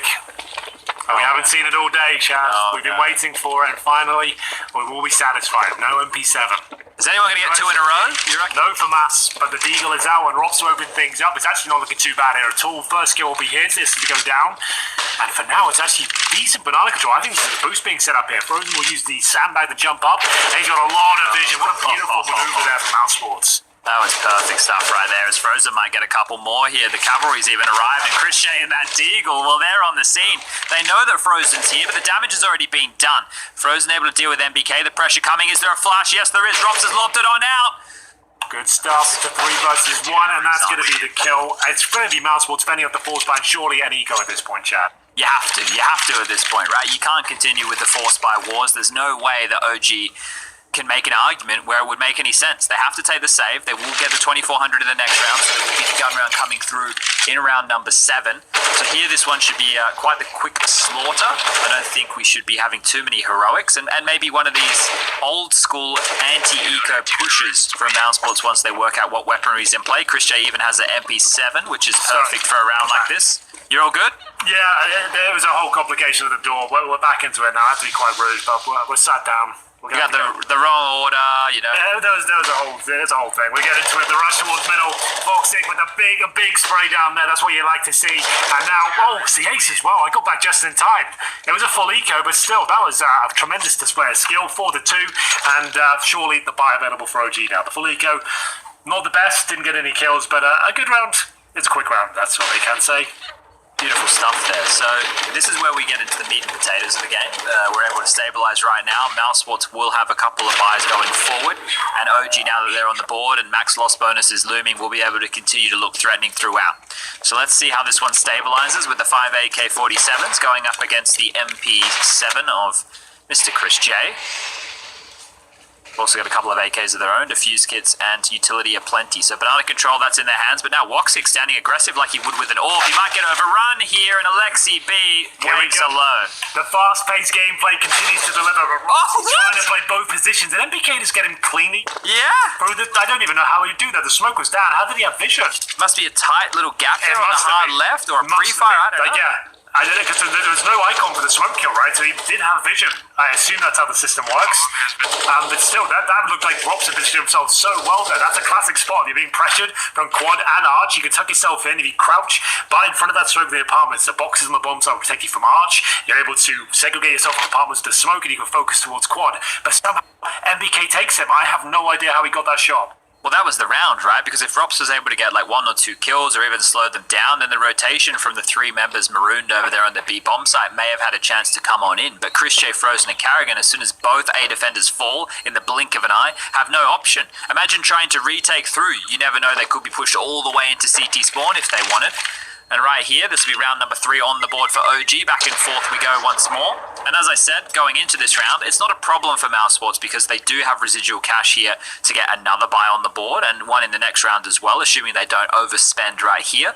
We don't want to be taking out any crazy mortgages, Henry. God, he caught me off guard with that one. Well, we don't. We certainly don't want to be doing that. But solid advice there. Very wise, Chad, as usual. And we'll see Chris J with the MP7 with $4,800 in reserve here, Chad. And round 8, I would be saying to just treat yourself to a rifle, mate. We're doing all right, but he's going to make it work. Hey, Chris, you remember all that impact you had on maps 1 and 2? We want a bit more. If anyone was an MP7 specialist, he's the only player that uses the weapon. I don't know if I know, I've seen him do unspeakable things, but speaking of which, there's MBK, and that's Voxic, who's getting aggressive with the all there towards the apartments. He's taken down. Early pick for OG. Couldn't be closer right now. 4-3 as OG will have the man advantage here around the parade, looking to tie things up. Frozen solo towards B, but he can thrive in these sort of environments. A fantastically skilled individual. And we'll see him now with the AK-47, basic utility, and OG actually focusing towards the apartments. Bit of a double stack here as Chris J and Robs defend the balcony position. Oh, the timing on this smoke is everything. Robs using the smoke fade to his advantage will take down Issa here, but was it enough as 2 Trades go down towards top middle here. The MP7 has to win this fight. That is perfect for an MP7, and Chris J can't make it work. MBK will take him out, and now all the pressure on Rops here. Over towards the castle position, Molotov towards Pit. It's only a matter of seconds until they deal with him, or he has to peek, and now he's shortly being spotted. Grabs one out of the mid-air, gets taken down by Volder, and now frozen in a 1-on-2 situation. There's a chance, but does he know how low they are? Yeah, well, we'll see. Valdo with 2 kills, but only 1 point of health. You'll see him go towards the graveyard, and he could be remaining there. It's down to Mantu to do most of the heavy lifting here. But if he can take the aggro, it's an easy kill for Valdo to pick up. Nice positioning, but frozen. He'll pre-fire the cold zero position. This is in towards the corner. He's got so much to do now. If he gets a quick kill, hits him towards graveyard, but still, nothing can be done. And it's going to be another round for OG here, Chad. 2 in a row for them. Money, pretty strong for Mousresport, all things considered, but that MP7 didn't really work out for Chris J. They will have one more buy here, but I guess that means they have a bit more cash because he didn't upgrade. So the AWP is available. Voxic will have to be dropped by Frozen, I would imagine. And he's actually gone for the M4, so we'll see if Frozen wants to drop over. I'm sure he will. There we go. So they made it all work. They actually have a double AWP out, and I don't hate it. I don't hate it whatsoever. Let's see if they can make this work. Frozen's actually doing the secondary duties. Something which I'm not certain, but I think he used to do it back when he played domestically. He did a bit of AWPing. I'm sure that people can correct me on that one right there. This is one way to deal with the poking and prodding around from OG. So MBK this time has actually gone for the substitute of the SMG. He has a Mac 10, and it can be viable against Rops without the head armor, but everybody else, they're fully suited, they're fully booted. They're playing this one safe. And that's the opening. So that's one. They're just contacting our halls. Rops will trade. This is looking good. Can he get another? No. Well, it's looking like another very interesting round here. 3 versus 2. A chance of Valdo to actually split things up there, but it's now a 3 versus 1. Essa with an HE grenade remaining. Double AWP still out on the field though. So if you had the smoke, maybe you could grab the bomb and get a cheeky plant down towards quad, but that's just not possible right now. The bomb in a very exposed spot. Frozen looking for the cross from Boiler as well. He's got the sniper rifle looking towards that position. That's exactly where Essa is heading. Goes in towards Boiler. So he's got plenty of time here. Like, it's not impossible, but you can see Carrigan. Great presence of mind here. They shouldn't be around it to win. Even if he gets his kill, it's enough information to win. And there it is. There's the frag. Nice work from Carrigan there. And the double up setup. Doesn't find a massive amount of kills, but Carrigan certainly does. 3 in total. Takes his total up to 7 and 5. Yeah, and they managed to keep 3 players alive here, so they can drop guns accordingly. They'll be able to get another buy round on the board, and the same thing can be said for that of OG. They shouldn't have too many problems getting the AK-47s out, so I don't think the big green will be in the hands of Mantu anytime soon. But I don't mind that. It allows them to stay a little bit more active, a little more nimble, and go for the set pieces. They don't use him as, like, I suppose, a Kenny to find opening kills. They kind of just allow their strats to do the talking here, and it's going to be 4 players quickly over towards alt middle, setting up some smokes towards the A-bomb site swiftly here. MBK with a smoke in hand over towards the arch side.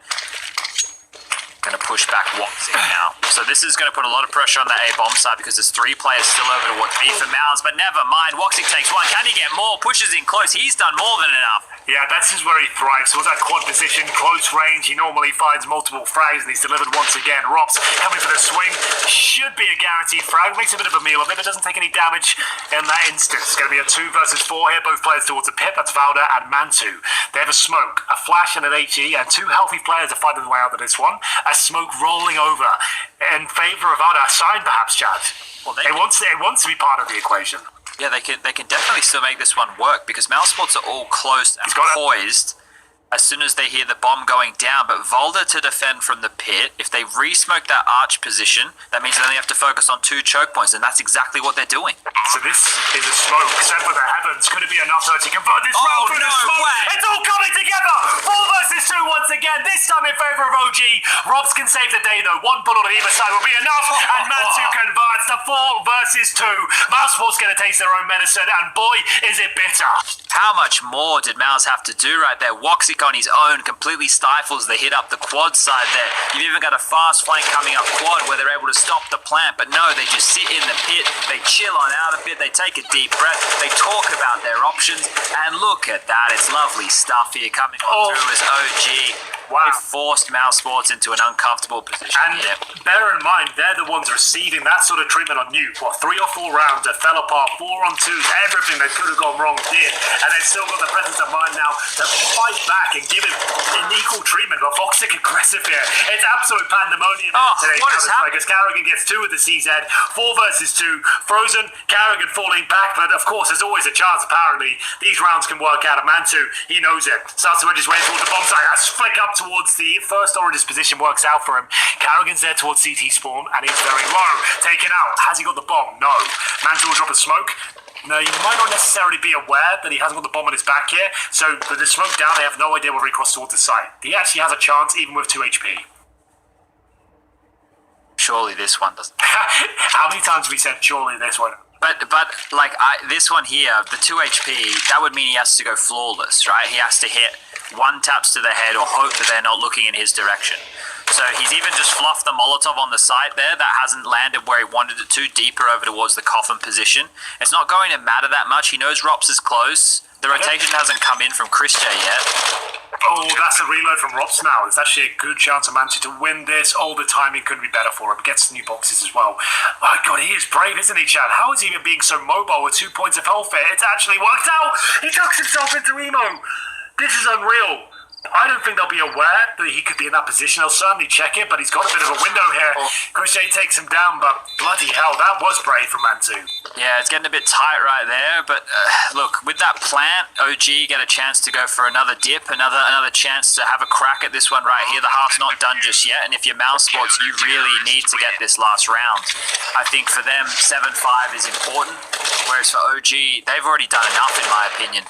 Their T-side, it's looked all right here. They won the pistol, they won a force buy, they were able to string 2 gun rounds together here, and now going into the last round, compromised. There's Mac 10s, there's Tech 9s, but every gun in the game at this point is basically viable, so they can make this one work. Good point. And I tend to agree. It's going to be the final round of this first half. The pistols are out, the SMGs as well, but why not just send it in towards Banana? It's been a chaotic day of Counter-Strike, and I feel like it can continue here. It's Frozen, he's melting in the flames there. MBK and LXTB find the first 2 fracks, but will they suspect the fly in the ointment? Chris J can save the day.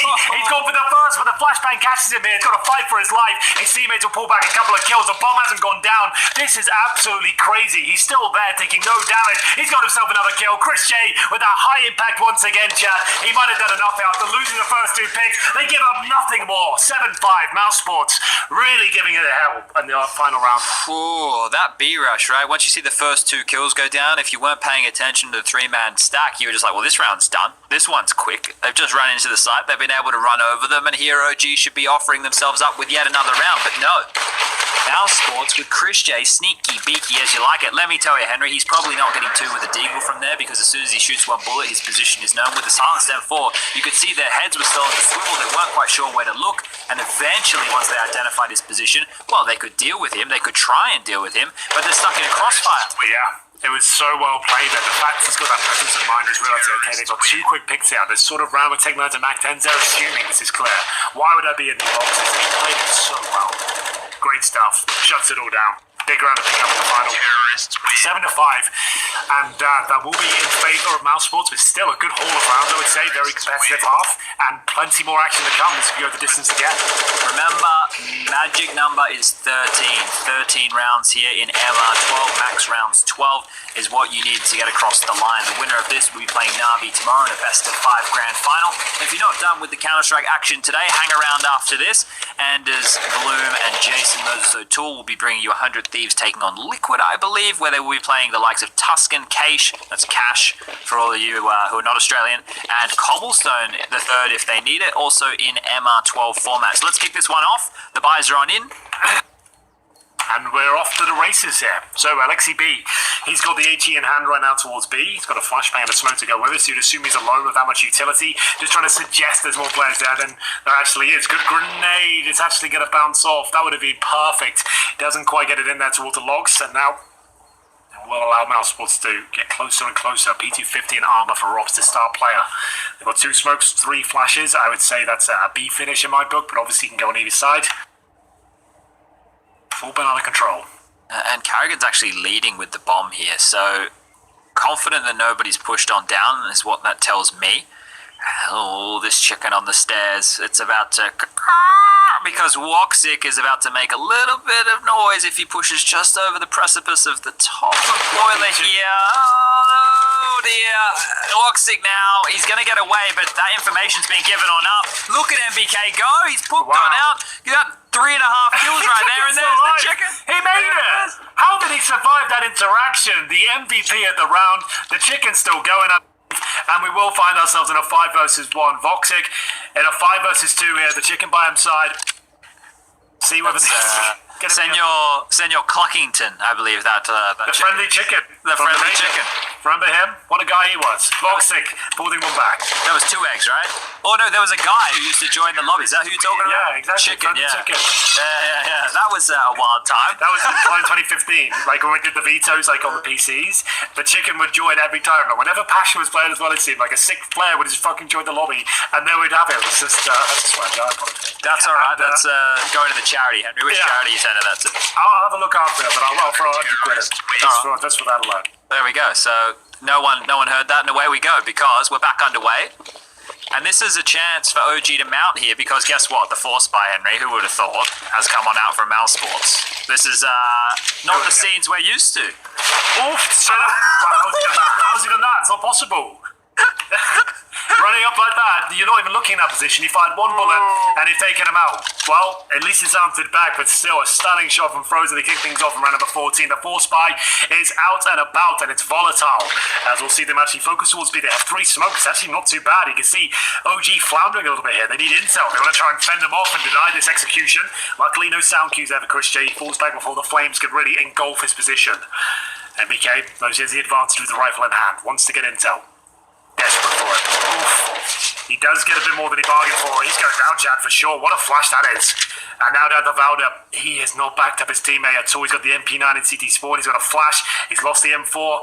He can still make this work with 2 players without helmets, but it's just not looking great.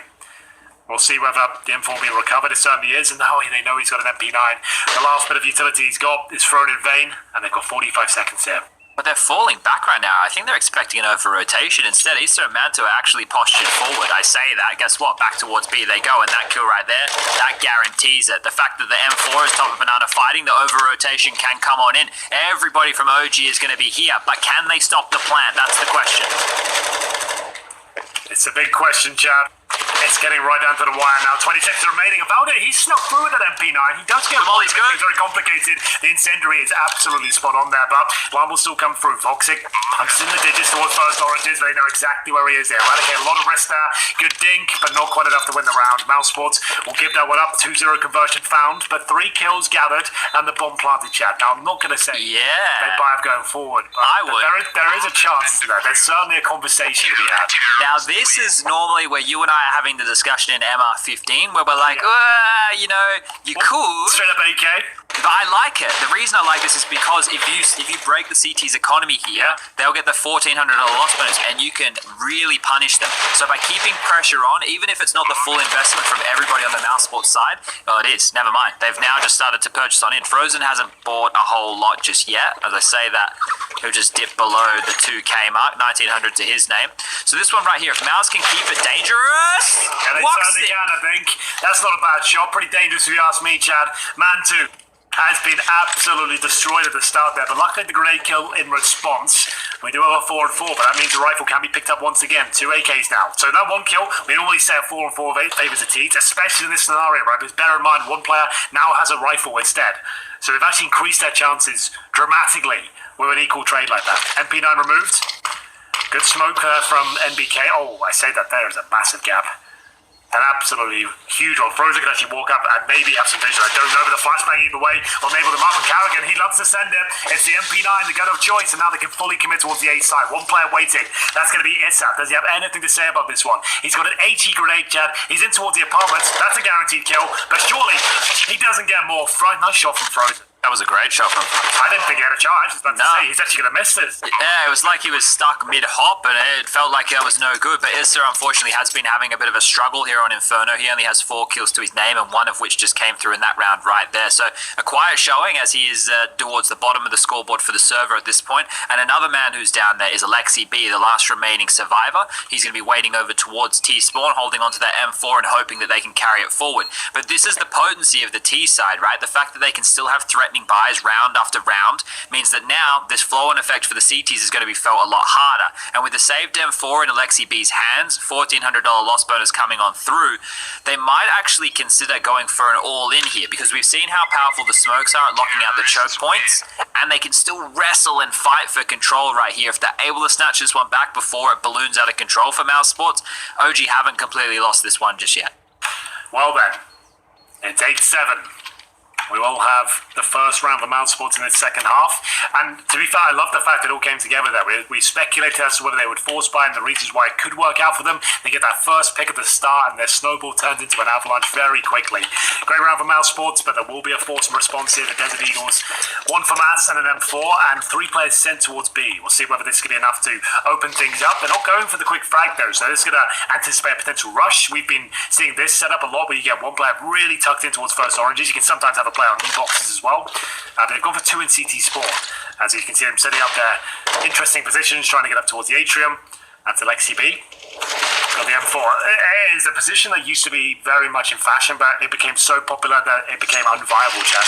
It's actually become viable again because the way meta goes in a full circle, it's actually quite interesting to get back up there.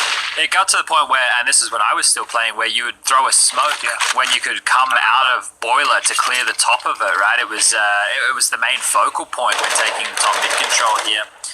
And something which you can play in transition, Chris J, when later stages of that got a kill from the balcony as opposed to the porch itself, but they're going into B and it's quick. It's a very quick flash approach, and Mantu, well, with the MP9, that's the perfect weapon for the job. He'll get 2.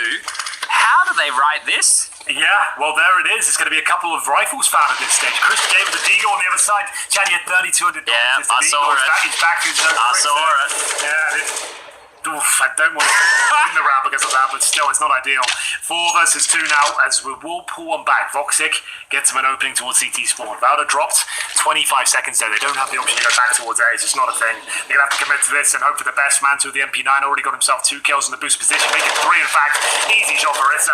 He'll convert. Big round for them to pick up there, and that's going to be answering back 3-1 in the second half. And Mousresport, I assume they'll force as well. Now, I don't want to say this, Henry, but I know we've only had 3 rounds in the second half, really, other than the pistol, but all of them have been, in my mind, like, buy rounds, right? There's been investment, full investment from every team in almost every round of the game up until this point. There's been very few ecos on Inferno, that's for sure. It's not AWPs and rifles, but it's buys. You know, there's MP9s with 2 M4s in the mix, and AK-47s with 2 Tech 9s in the mix. They're definitely threatening rounds, and that's something which people need to keep in mind here. This is still very closely contested, and at this point, with a timeout coming on through here for the OG side, they need to talk through their options. There's still a lot on the line here, even though they pick up that round right there. Their economy can't swell. It can't start to push out of control until they win rounds like that cleanly. And they need a few of them in a row. So we're not there just yet. And the same can be said for Mousresport too. On the other side of things, they have another buy, but yeah.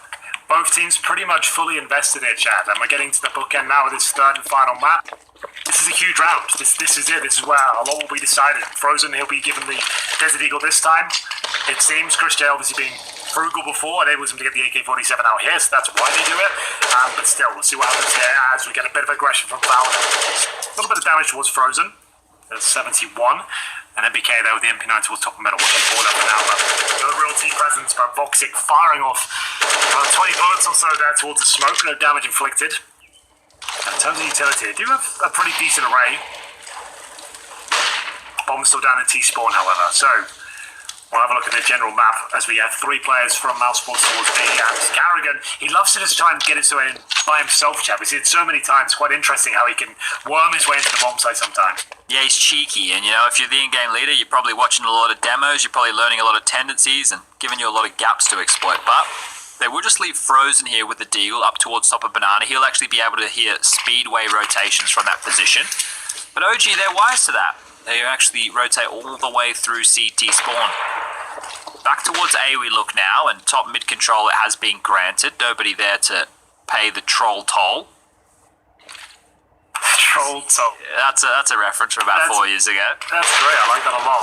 And either way, Alexi B will be opening things up. Like we said, a huge round here. The Desert Eagle of Frozen yet to make its presence known. That's towards B, sitting in the smoke right now. We've talked about these nutmeg plays. The flashbang is great, but it's not quite enough. This Valda from First Oranges does strike back, and that's enough to send them packing, I think. 15 seconds. They've got no choice. They're going to have to run the gauntlet, Chad. 7 seconds here on this incendiary. They have to wait and run through. This is going to be desperate. Valda's still up high. And the flashbang timing is actually a little bit off. They can't plant. They can't plant. They can. It's down. It's going down. It's on. It's happening. Whoa! Oh my god, I didn't think there was a world that was Oh going my down. God! How did they manage to jump across and get that down in time? And now look at this! The last second plan, and OG have no choice but to save. It's coming down to the granular details right now. The milliseconds. That's insane. Like, they didn't know they had a chance there. They were completely locked out. Like I said, did they just go for the incendiary at this point? They've got no time to plant. They didn't. They waited till the very last second, literally, to make their way in towards the bomb site, and it goes down. Now, it has to read 4 seconds at the top of your screen, because it takes 3.5 seconds to plant. As long as it reads 4, you can plant the bomb, and he got it down just before 3 was read. That was as close as you like, but that's why we love Counter-Strike so much. Chris J took away his high impact, Chad. 3 kills, the bomb plant, and the round in the bag. Mousesport's back online here. Well, this is where somebody has to start stringing multiple rounds together. You know, you're not going to break your opponent in this kind of rally if you're just both being able to save or both constantly being able to buy. So someone has to give. And right now, it's probably the OG side that are really considering their options. The problem with saving with less rounds in the board and then not forcing behind it means that you've just saved 2 weapons that you can't even use successfully. That's why teams might get tempted into buying round after round after round. And if we take a quick look on the other side of things, Volta's just gone into an MP9. He's bought. He's gone all in. So, will Issa drop anything to help out MBK and Alexi? I don't know what's happened here. This is a weird one, isn't it? They get to take I assume they'll take a pause here. This is like the perfect time to take one. It's a compromise round. Investments have been made. So they are buying. Okay, here we go. They've managed to get it together. So Alexi B has the M4. We've got the MP9 in the hands of Volda, and Issa's been able to get the AK and drop across the Famine. So this is actually looking pretty good. It's scrappy, but it's looking good. Not too bad. It's with the saved AK-47, could be enough to save the day here.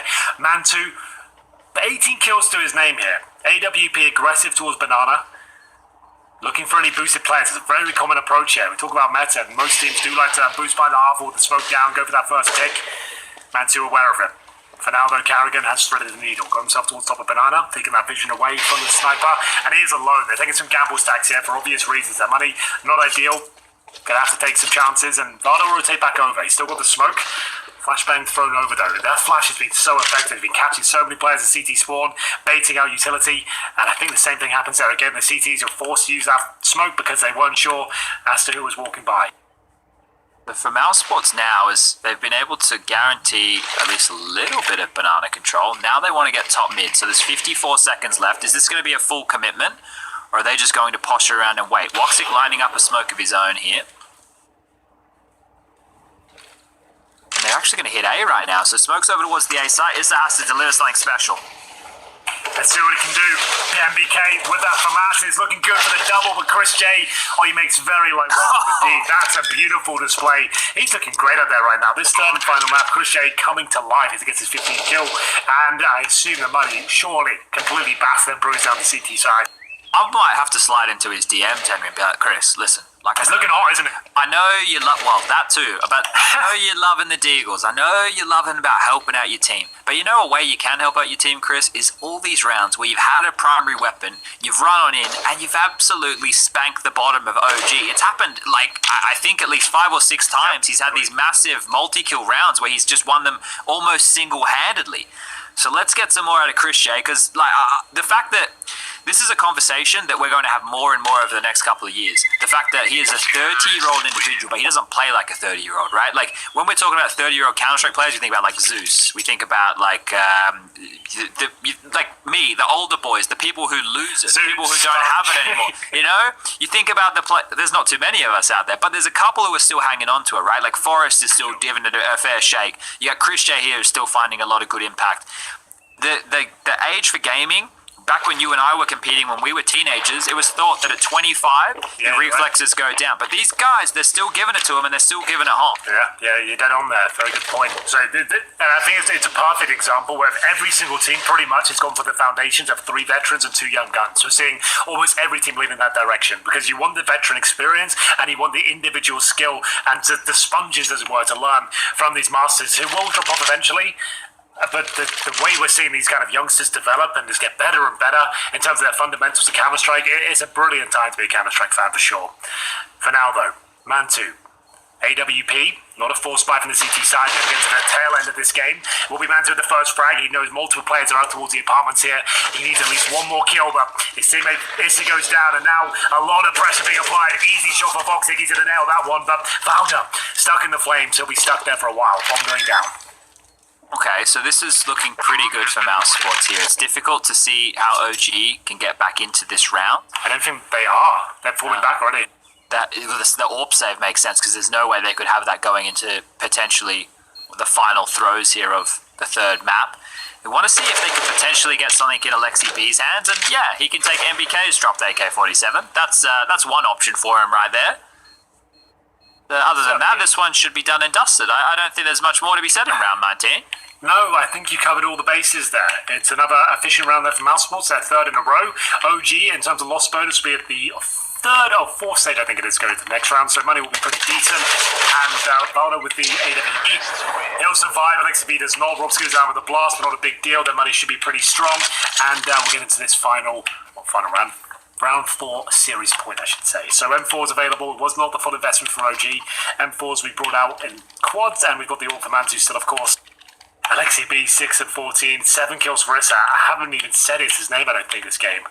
Yeah, he's been having a rough one, but so's Frozen. He only has 6 kills as well. So if he comes alive in any moment right now, that might spell disaster for OG. So back towards Banana we trundle. Molotov up towards the barrel position. Nades on to Man 2 now. Yeah, a lot of damage being output. Callaghan's down to 28. Oof. Both teams feeling the pressure there. Man 2 down to 31. Carrigan, similar number, but everyone's still alive for now. Looking for one more. This could be it. Mousesports find this round. There won't be a ton of cash for OG going forward, but no early picks. Carrigan Low will be giving up the AWP just so he can hold back and look for those picks if possible.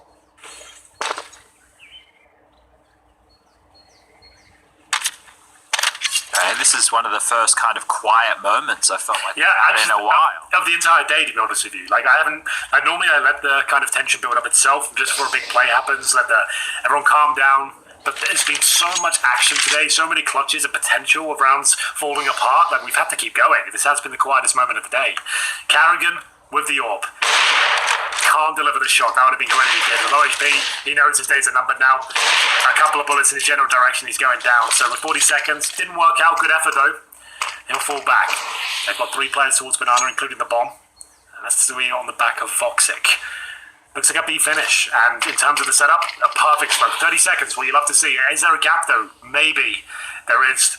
And it at least means they can keep their own CT spawn. It's not a massive error from OG, but it's certainly not ideal. Oh, they're going on through, and Alexi B standing behind the smoke gets 3 of his own. That leaves Volda on the site with Christian and Woxic to deal with. 15 seconds left on the clock here. If he gets 1, call it done.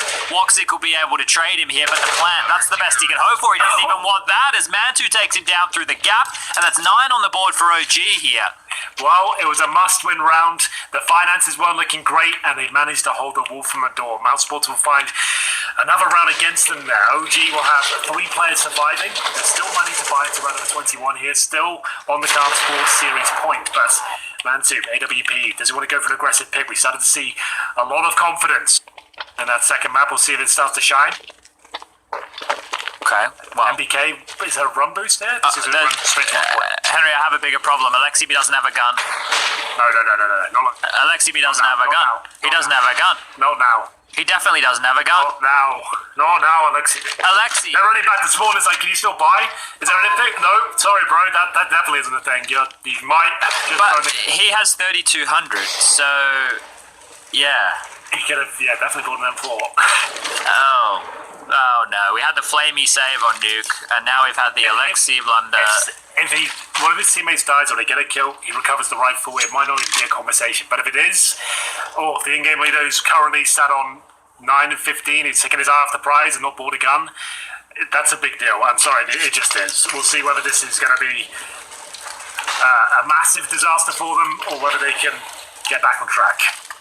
So, mid control for Mousresport here. Alexei B knows. I'm surprised he's actually getting so stuck in here. So he's going to try and get some utility off, do some damage, which he has done. But he needs to try and stay alive here as long as he possibly can. Where can they even put him that he can be potent right now? And now that they've gone mid to B, this is one of the worst scenarios in the world for Alexei. Volder is stuck towards the tree. Now pressure can come in from Banana over towards the A side. They're still planting. He's checking it. This, it's all over. This should be round number 12 on the board. How can you retake the B site, let alone retake the B site with 3 players and only 2 of them have guns? Oh dear, oh dear. Well, at least that confirms the save, I suppose. Alexei B does have armor, diffuse kit. He can buy next round. He can definitely buy next round. It was all part of the plan, I suppose. And they'll have a lot to work with. But Carrigan, Chad, you've got to say, he does step up. We all know he's not up there in terms of a star player potential. But when the pressure's on and he needs to find the kills, especially on Inferno Banana area, he delivers more often than not. Yeah, I feel that when the chips are down is when Carrigan can do his best work, and the same thing with Csgo. Or if the team is really feeling it, right, and the pacing and these calling is on, everyone's believing, Carrigan will be able to find those gaps for everybody. And when he hits a shot like that, and you know that behind you is the likes of Frozen and Rops and Waxing's coming in with the AWP, it's going to fill you with confidence that you're going to find that next kill. And not only that, 1 round is all that remains. So the in-game leader here stepping up in a big way to help the team get very, very close here to the finish line. All of their rounds, Henry, in this T side have come with bomb detonation. They've been able to get into the site successfully on the majority of their rounds here on the T half, and the ones that they do, they've converted. The only one they didn't was the second round of the game. Yeah. So let's see if they finish it right here, right now. And that was forced by Mania. Oh, double ops. Oh, you did Alexei save for the double orb? I guess if that's the call that takes him to overtime and he gets a few kills here, respect to Alexei B. All will be forgiven. If he can step up now and show us a few flashy orb kills, I'll forgive him. It'll be fine. It'll all be forgotten, and Mantu opens things up, and it's going to be Rob's answering back. Issa, very quiet showing here in regulation, 7 and 15. And towards CT Spawn, Alexei B about to be tested, my friend, and that's a guaranteed freebie. He can get the second on boxing as well. Nice movement.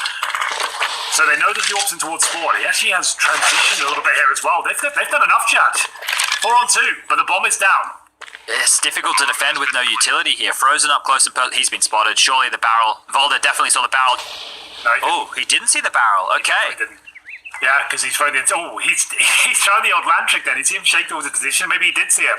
He seems to be very aware of it. Alexei B gets the shot. Carrigan, 4 kills required. He pulls this one off. All right, well, there you go. It's not going to happen. The double orb. It's a deal. Double orb. He gets 3 kills, Chad. He's a mastermind. Not only can Alexei B have rounds where he calls Rush A, he has rounds where he can call Rush B, and he also has rounds where he can call Save to give them 12 rounds, and I'll get a double orb set up and win. I think it's great. I love it. It's very versatile. You don't see this at this level of play very often. So innovation, I think we might just label that one, Henry. It's a new one. Yeah. It's definitely a new one. One that I don't know if we'll remember, or one that will go down in the history books, but one that I enjoyed at the time. So let's see if the double orbs can strike and ring true once more. That's insane. Of all the things that's happened today, there's been so many anomalies and things we just don't usually see, right? A weapon not being bought, converted into a double orb setup, where the in-game leader, we've never even seen him use the weapon, gets 3 kills, CT spawn. It's absolutely unreal, but still, Mousresport can close things out. It's not the best buy, but Csgo, with his MP7, he could have got the AK chat, so it suggests a pouncy approach here. They're going to be sending him in first and looking for players with helmets. Unfortunately, they're all fully equipped. But still, that's what it looks like to me. So there's a reason he's got the SMG here first. You want to throw him in first, and he's running gun potential is at the front of the pack. Here comes the smoke down towards Moto, from what I can see, and Issa to defend, who's had a quiet game. And it's the MP7 coming out first. That's a snowball they're looking for. They wanted to gather momentum. But Csgo does go back towards Boiler. So There's a set piece lined up here because Woxic's been holding this smoke the whole time, so they have a good idea of how they want to approach this A site. I'm a little bit worried about OG here because they're out of utility. They can't defend once the smokes and flashes come over. Yeah, the flashes are the main problem. Mansu, he's protecting Issa, but he's very vulnerable to the flashes set. We know Mousresports have got those in spades. They've got full mid control here. Mansu, this is a brave pick. He's been very brave today. Forward to the MP7. It's not enough damage to take him down, but this is where the orb comes to the scrutiny. It's going to have to be a great job from Mansu. Robs will absolutely wipe him out. It looks like we might be done here. Valda and Alexi B, both of the B players, Chad. I don't think there's anything left to be said. I think we all know what's about to happen. Well, here we go. Alexi, you saved for this AWP, mate. You could be an absolute genius here. Retaking the A-bomb side, having to make it through Library and the Arch side here. Mousresports, they're locked and loaded. They're ready and raring to go. Frozen, he's standing poised on the Arch side. He's spotted the barrel. The AWP, it's going to fall. Alexi's out of the picture, and Frozen, he's done it. Mousresports, they're going to the grand final. Na'Vi await. Amazing scenes, a fantastic series. MR12 delivers once again. It's done different Counter-Strike, but you can't deny that it's exciting, Frankie. That was absolutely electrifying. That was an extraordinary day of Counter-Strike. It's not over yet, I have to say, because we've got the NA show match coming up next. Oh no, we've lost Frankie. Am I activated right now? I heard in my ear that my mic... Your mic arm. We can hear you, but it's not by your mouth. You've got to swing it. There you go. Oh, hey. So that's what we call the Alexi B. You thought I didn't have a microphone. Actually, I was saving it for the next round. Never doubt me again. I'm changing my name to Frankie B. The B is for brain, for the 3000 IQ plays. But I don't really want to talk about Alexi B for once in my life. I want to talk about that big man ting. Mantu, is he long for OG, or do you think he's going to get poached sometime soon? Because that was an electrifying performance, Chad. He'll be there for a while. Don't worry about that. He's not going to be getting picked on up for a while. I think they've got him locked on down in this team. Look, they haven't been together for a hugely long amount of time. They've made a lot of steps that I think a lot of people, like me, would never have thought would happen. I think that they've looked like a much better team than I ever gave them credit for. So if they continue to tick along like this, OG, then they could be honest. I don't think they'll be the best team in the world, but they could break into the top 10 eventually. That's on the card. I just don't know about that, Chad. Yeah, I feel like they have potential, but the players within this ranks, right, the names you've got there, like we're talking about the experienced players and players that haven't really realised their true potential. Look at Valda, right? Like, he's probably thinking he wants a major championship under his belt at some point. I don't think this is the final form we'll see of OG, but do they have the tools to be the world's best team? I'm not. And if you're talking about tools here, we've got to talk about giving Chris J the right tools. We did mention it after we went to Nuke. He is looking like himself again, really, looking hot. Yeah, he still had a couple of rounds where he had only the deagle, but when the rifle was out, when he was actually, leading the charge or getting in a position to find some impact, he delivered almost every single time, right? And Chris J, I think that nobody should ever sleep on him. This team is 4 individuals who can get a lot of damage done, and Carrigan in terms of entry fragging and openings and calling and stuff, it's a potent team. It's just they have to have their mindset in the right way, and this is probably one little good confidence booster to get them back on track, Frankie. It's all about those face marks that Carrigan's been doing. Hopefully the whole team will be doing them tonight ahead of that final against Na'Vi. Do you think going into that final, Mouse should consider slowing the pace down a bit, because it seemed to be that won them the map in the end? I'm not sure, to be honest with you. Na'Vi are up to those sort of antics as well. The clutch potential's insane. I like the fast-paced gameplay. I feel like it suits Mousresport, especially on maps like Inferno, because, Chad, if you think about it, even in MR15, they're the ones kind of trailblazing ahead in terms of these pounce attacks and behind the Mac 10 and having those sort of plays we saw there towards the end of the game. I feel like they should stick with this sort of pacing. I think it suits the team if they're actually got their heads screwed on and making the right plays and not losing 4-on-2s. I think one of the things tomorrow that they're just going to have to deal with that FaZe couldn't today with Na'Vi was, well, not the simple factor, but just to do with some of these CT sides, right? Some of these CT sides we have to kind of take a look at and see what approach needs to be taken in MR12. I don't know if either team will bother investigating that overnight, but I think that's kind of the crux for everybody right now, is just working out what feels a little bit more comfortable and the approach you need for the game. Well, we had 2 thrilling semi-finals today, but it does mean we are losing 2 teams tonight, and they are FaZe and OG. But we can find out now which charities they've chosen to donate their $150,000 apiece to. And so, FaZe, they've gone the way of G2. They are donating to UNICEF. Actually, that takes the total donated to UNICEF to, I think it's $350,000. Yeah, because Fnatic also chose to donate to them yesterday.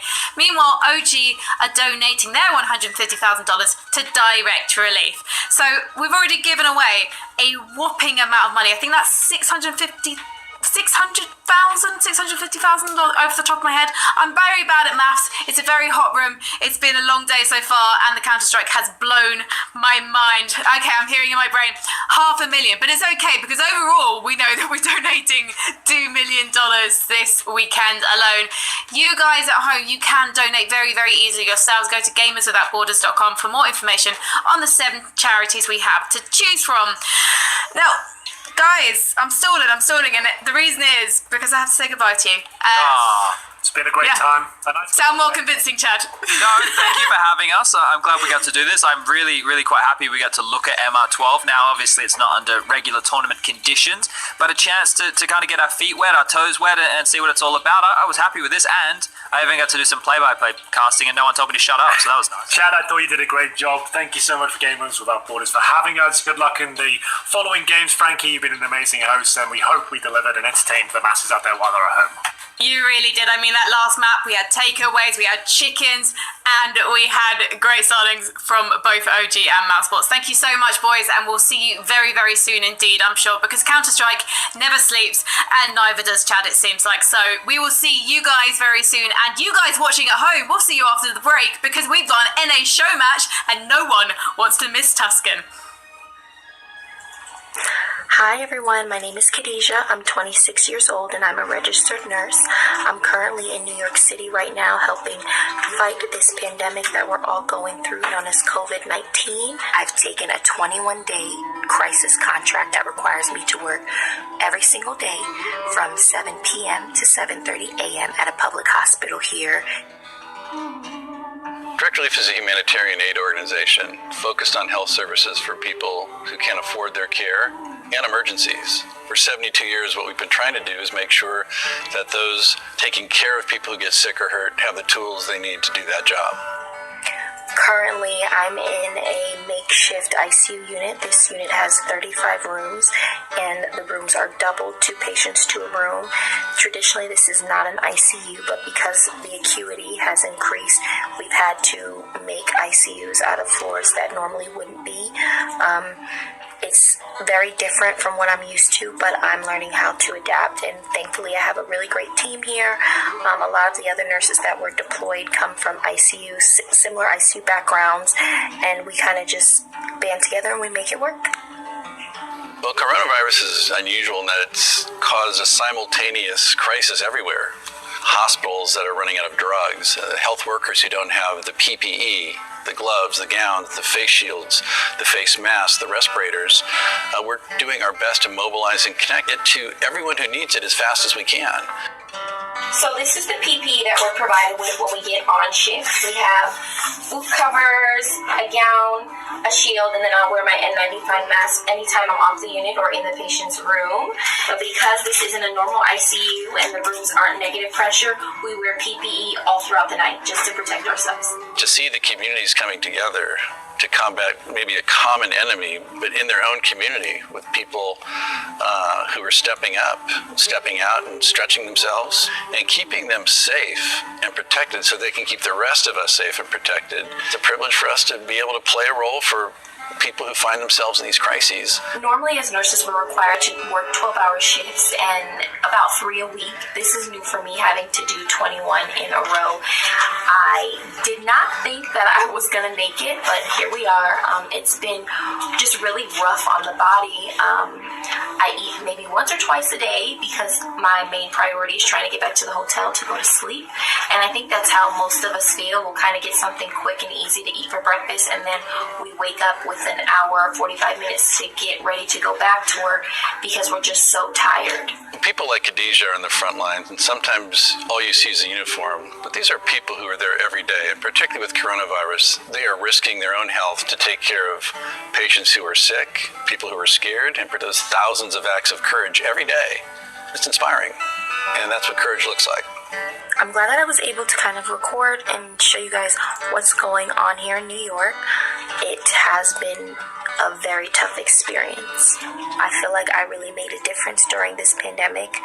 It was difficult being away from home and being out of my comfort zone, living in a hotel for 3 weeks, but I'm grateful that I had the opportunity to experience this.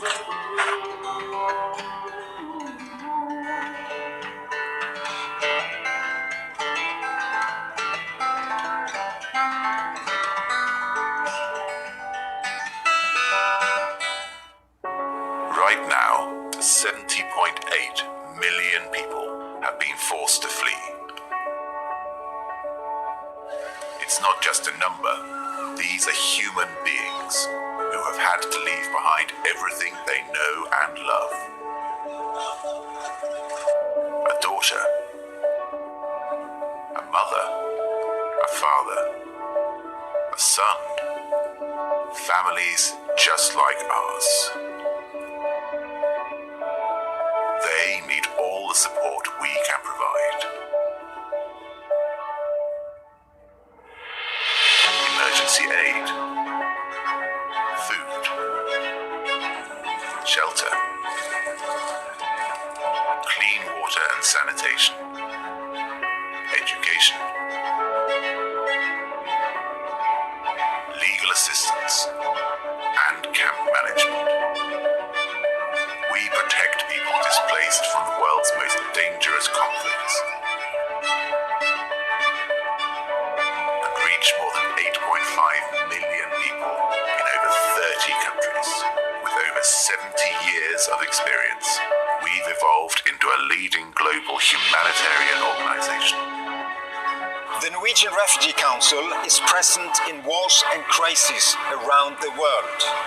We help millions of people who have fled their homes. We provide hope. We help provide a future. Our 14,000 aid workers help people across the world. We help save lives and rebuild futures.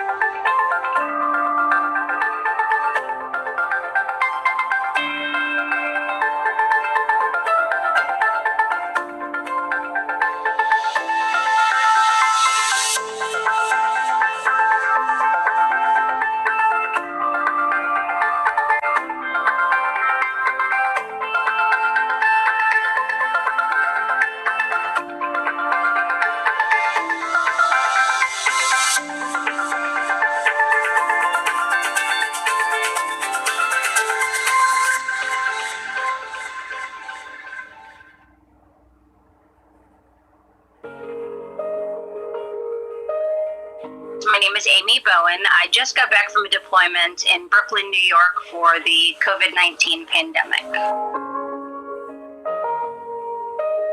That's not necessarily the case.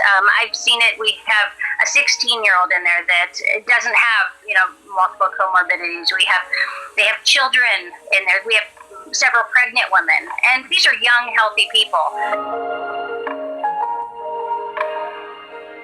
Right now, I think everybody is holding together strong. They're doing well. I am concerned about everyone's mental health when this, comes down, because we are losing such a huge amount of patients.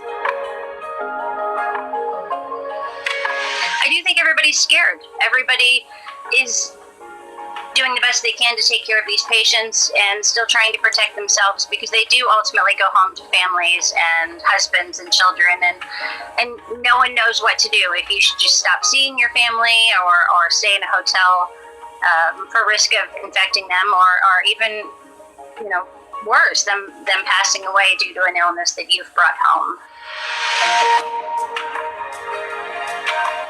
I really think if people would just stay inside and be socially responsible and realize that no one's being oppressed, that they're just being inconvenienced, that just stay inside and shop online and do the things that you can do, but distance yourself. it's amazing because your donations, your funding has allowed nurses like me to come to the front line and help and be the extra hands that they need to allow the nurses that are at the facilities and they're inundated with patients and overwhelmed to be better nurses, to take better care of these patients, to get better outcomes.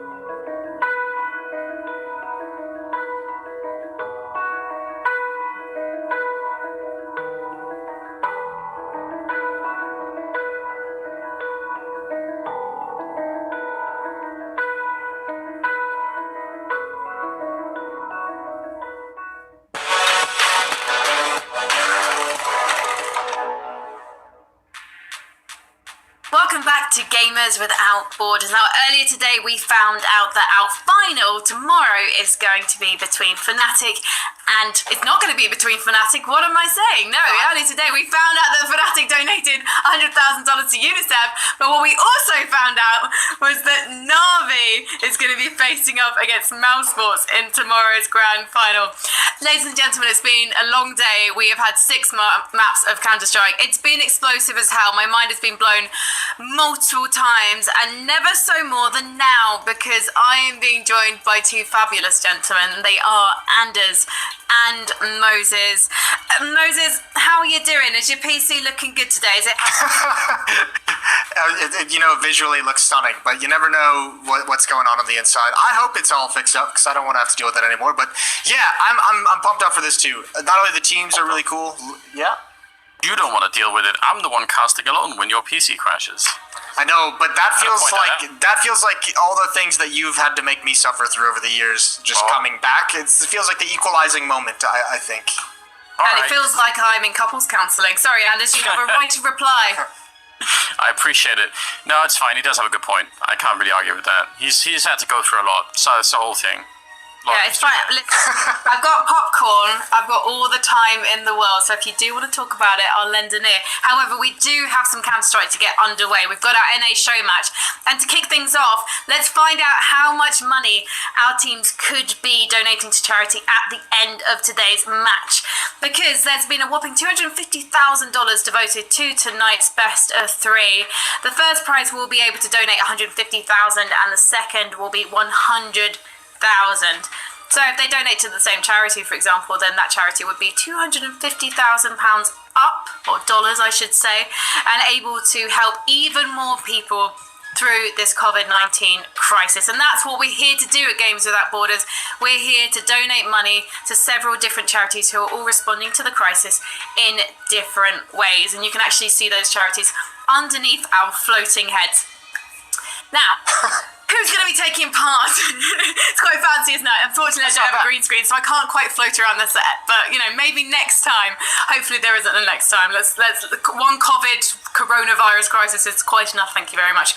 But yes, let's talk about our NA matchup. We're going to have Team Liquid versus 100 Thieves. Team Liquid, obviously they had their era of about 5 months last year, and then Astralis came back on the scene, and Liquid, really, they've seemed to be in a period of crisis. Not quite ever since, but certainly in 2020, they've had a bit of a slow, bumpy start, Jason. Yeah, they have been. They're having almost, it feels like a crisis of confidence, and I think we've seen that a little bit. The conversation, the rumors have swirled, or maybe not even rumors, just the conversation around, Stewie taking some of the in-game leading duties, which I don't put too much in, just because, I believe that he's actually doing some in-game leading, but I don't think it's as big of a deal. We see it in every team. The in-game leader needs to take some kind of a break or step back from those responsibilities for some stress relief. But more than anything, I think this team just has it's the same thing they've had for a long time, and what has stopped them from beating Astralis for so long. Confidence seems to be the key for this squad, and they don't have much of it at the moment. Stewie's even tweeted about the fact that he feels unable to hit anything at the moment. And Stewie's the hype man of the team. That team can be quite quiet, and even if Stewie's not taking the in-game leading role, he's got such a big part to play in the confidence of that team. Do you think that's probably affecting them online, Anders? Because you haven't got Stewie 2K at a table for him to jump on and hype up his teammates. Yeah, I mean, I would hope not, right? Like, you'd hope that they were, again, like, along with all the other top teams, able to sort of, get back in a different mindset. But I guess it depends on, how long you think you're going to be doing this for. Because if you think, well, a month from now it's all going to be back to normal, which I guess people more and more now are thinking maybe not. But then maybe you don't want to make that big of a change. But I feel like, yeah, they should. I mean, they should have some sort of meeting discussing this kind of thing and saying, you know what, we might have to adjust to playing, a little bit separately and in this kind of a style. And we need to take it seriously, because I just think, when we get back to normal, it would suck if you'd given away a lot of your team's confidence, losing a lot of matches that maybe you normally wouldn't. I actually think that's something people should take a little bit seriously. So, yeah, I hope that not having Stewie, as you said, jumping on the table next to them is going to have too much of an impact. But I don't know. I mean, again, I think we had this discussion yesterday with Fnatic, right? Some of these teams that have won a lot on LAN might have a harder time just adjusting to it. It might be hard to take it as seriously.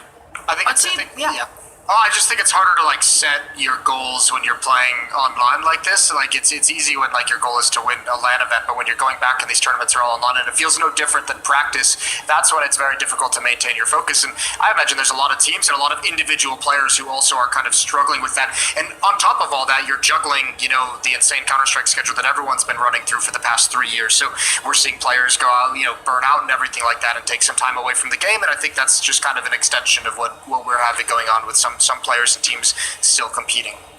Well, those two players we just put head-to-head, Elite and JKS, judging by their ratings, they haven't been quite so affected. They're still pretty much top of their game. Firepower plenty. Yeah, these two guys are stunning players, so I don't think there's going to be a whole lot that affects them. And the nice thing about these guys being the head-to-head players is probably mechanically these are the two best players on each one of their teams. Like the two top in terms of when you watch them, the aim is snappy, it's crisp, it's on point, movement is very good, their peaks are very aggressive and on point. So these guys going head-to-head is going to be a really fun battle to watch in this team, and I hope we get a very big duel down the stretch of these maps. Well, the maps have already been chosen because they were chosen by us. And Duskin is a map that people always talk about, how much they want to see it in Counter-Strike. It's a recurring conversation, but it hasn't happened, I guess, because it's not actually a Valve-created map, right? But are you looking forward to casting it today, Jason? Yeah, again, I did this yesterday. I dated myself pretty well. I'm going to do it again. I was playing when this map was actually CPL Mill, which is the same virtual layout with a couple different changes, not a bunch. But this is a pretty cool map. We did actually try and experiment. I believe this is the same version that was used in Csgo to play in Counter-Strike back in 2015. And I can't remember, I don't know if you do, Anders, the exact reason why it was brought back out of the pool. But I think the biggest reason why this map has never been attempted to really be put into the rotation is not necessarily because it's not a Valve map, but I think just it hasn't really been given any love by any map designers or anything like that. And I think there's probably plenty of people who would put their hand up and take that responsibility. It just hasn't actually occurred for whatever reason.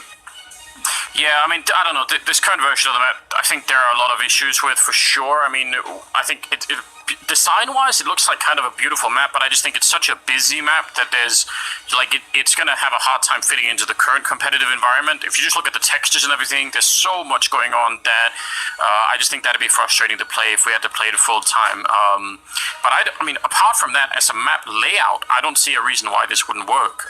They've made the classic mistake, Anders, as well. There's fencing in this map, which as a 1.6, you don't add fencing into the maps. That's rough. Don't want to do that. Definitely not. But I mean, yeah, it's classic. It's obviously got a long history with the game. I'm kind of excited for it. I mean, I want to see it. I've played some online tournaments on this map back in the day as well. What was it? This and Fire around the same time, or maybe even CPL Fire was a pretty solid map. Yeah, good times. Also had fencing. Yeah. But yeah, I think it's going to be fun to see. I'm quite enjoying the fact that we're able to experiment with this weekend. It's not just about making money for charity, although it kind of is. We're also having a little bit of fun playing with the format with MR12 and settling some debates that the community's been having around this format.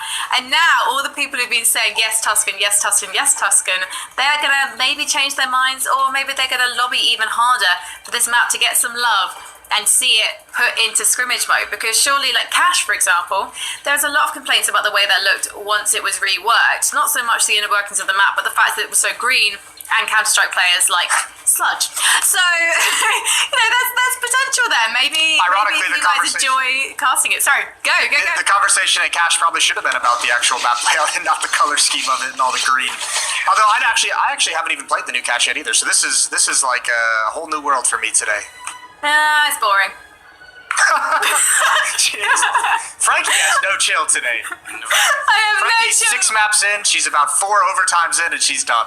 I'm on my 5th bag of popcorn. I've been very much enjoying the Counter-Strike, but I never have time for Cash. Maybe once it comes back into the competitive pool, if it does, fine. I'd rather Cash than Anubis, but I'm gonna quiet myself up because I'm thinking we're probably quite ready to go into the map as we've just had the 9th round. Yeah. I have a feeling these teams have not really played Tuscan as a unit though, Anders. Definitely not, I think. This is going to be wild, I imagine. So, probably a lot of craziness coming this way. You were mentioning the community earlier and sort of them participating in this, and I wanted to read out one of the messages on Twitch chat. I think that's important to get people involved. There was one earlier from a guy called Not Who said, "I want to kiss Moses' forehead." And I thought that was a loving message. I've often had that same idea myself, so I thought that was a moment of... Well, I mean, you can kiss my forehead whenever you want, Anders. It's right there. Yeah, you got free use. I never realized. Can we have that Twitch chatter explain why they want to kiss Moses' forehead? Is it because he has the baby? I don't understand. You must not understand. There's a lot of people out there who have offered to kiss my forehead, lick my head, rub my head, all sorts of things that have just it's a bit interesting. I have a very weird real estate. Yeah, I have a very weird cult following surrounding my bald head. Were there anyone in the talent team that we know and love? Have anyone ever requested to do things with your head? Wow. Well done, Frankie. This is a charity stream. Could we please keep things above board? It's so above board. Your head, it's fine. I've seen like cardboard blow-ups of people's heads from CS. Has you ever seen anyone holding a giant picture of your face, like say the Magisk wall that we saw last year at Blast? Yes, there's actually a troop of like 5 or 6 guys who go to ESL Cologne every single year. Rest in peace to ESL Cologne this year, and all of them have Moses cardboard cutouts of my face. So I always found them in the audience. Perfect. You didn't think I would have that. You didn't think that was going to happen. I very much expected it. If we get to make Cologne an offline LAN, if we get to make it a closed LAN and I get to go along, I'm going to do everything I can to get a massive Moses mask just to celebrate the occasion of seeing you guys in the flesh again. I promise though I'll leave your actual head alone. Let's head to Tuscan then, boys. Have some fun. Well, Anders, we have Tuscan and we have Liaz with dualies. I'm very aroused right off the bat. Dualies, why not? Why not try and do it? Yeah, it's going to be 100 T starting on the CT side. Liaz's going to be put to the test. He's putting up a smoke, and if they come through, the dualies is the exact perfect weapon for it. This might be the big chance. Oh, he's only going to get one. It was Jacob getting in instead. I was going to give it to you right then and there, Jason. I thought that was the moment for the dualies to shine. It was all the perfect setup. But it looks like 100 Thieves. They're doing fine anyway. They're just completely shutting down this attack into the B bomb site, and they're going to win the round.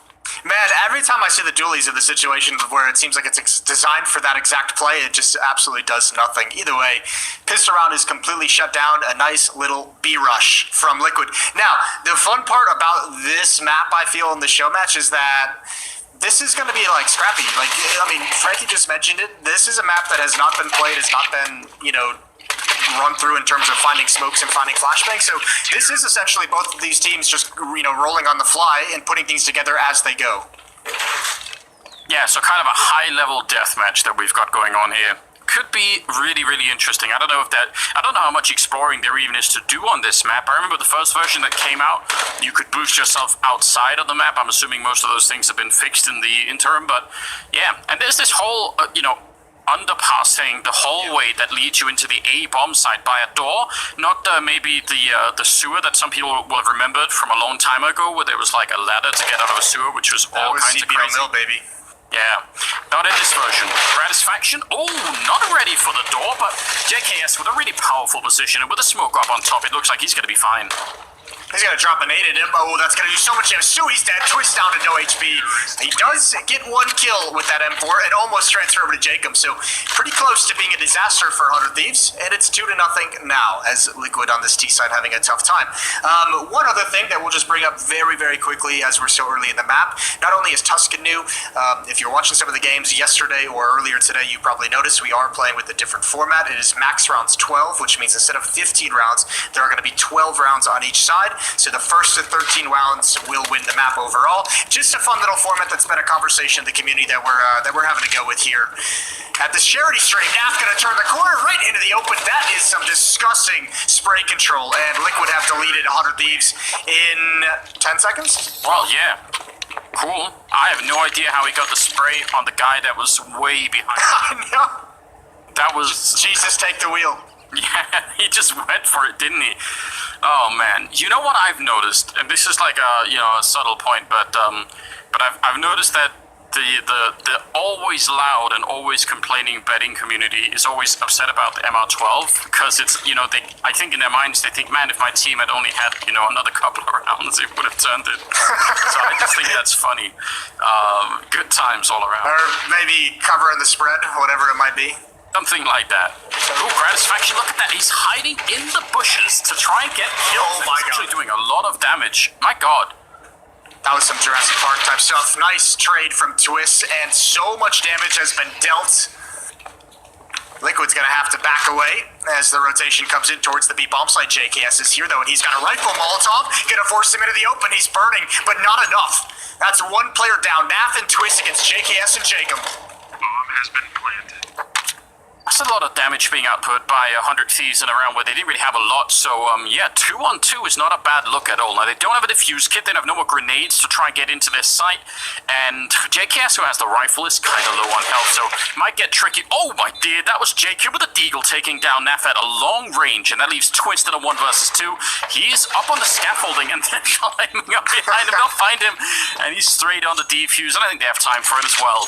That's a great return into the map here for 100 Thieves. Oh, this is going to be so mental with players not really knowing the angles, not really knowing the timings or how the map plays out. This is going to be fun. I don't think Twist had any idea that someone would have the gall to just run up that ladder in that fashion. 3-1 in the favor of 100 Thieves.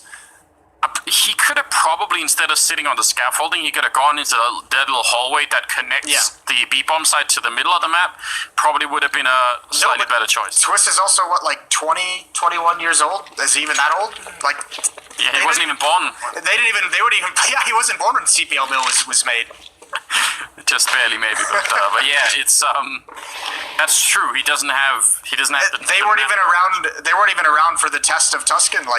This is all brand new to everyone. I'll tell you what. When they re-release Prodigy into competitive play, Jason, I'm making a return. I'm coming back. I'll know the map, but I'll have that edge on everyone. Dude, I'm there. We'll make a 4-hour theory crafting video on Prodigy. Yeah, just that knowledge has to pay back at some point, surely, right?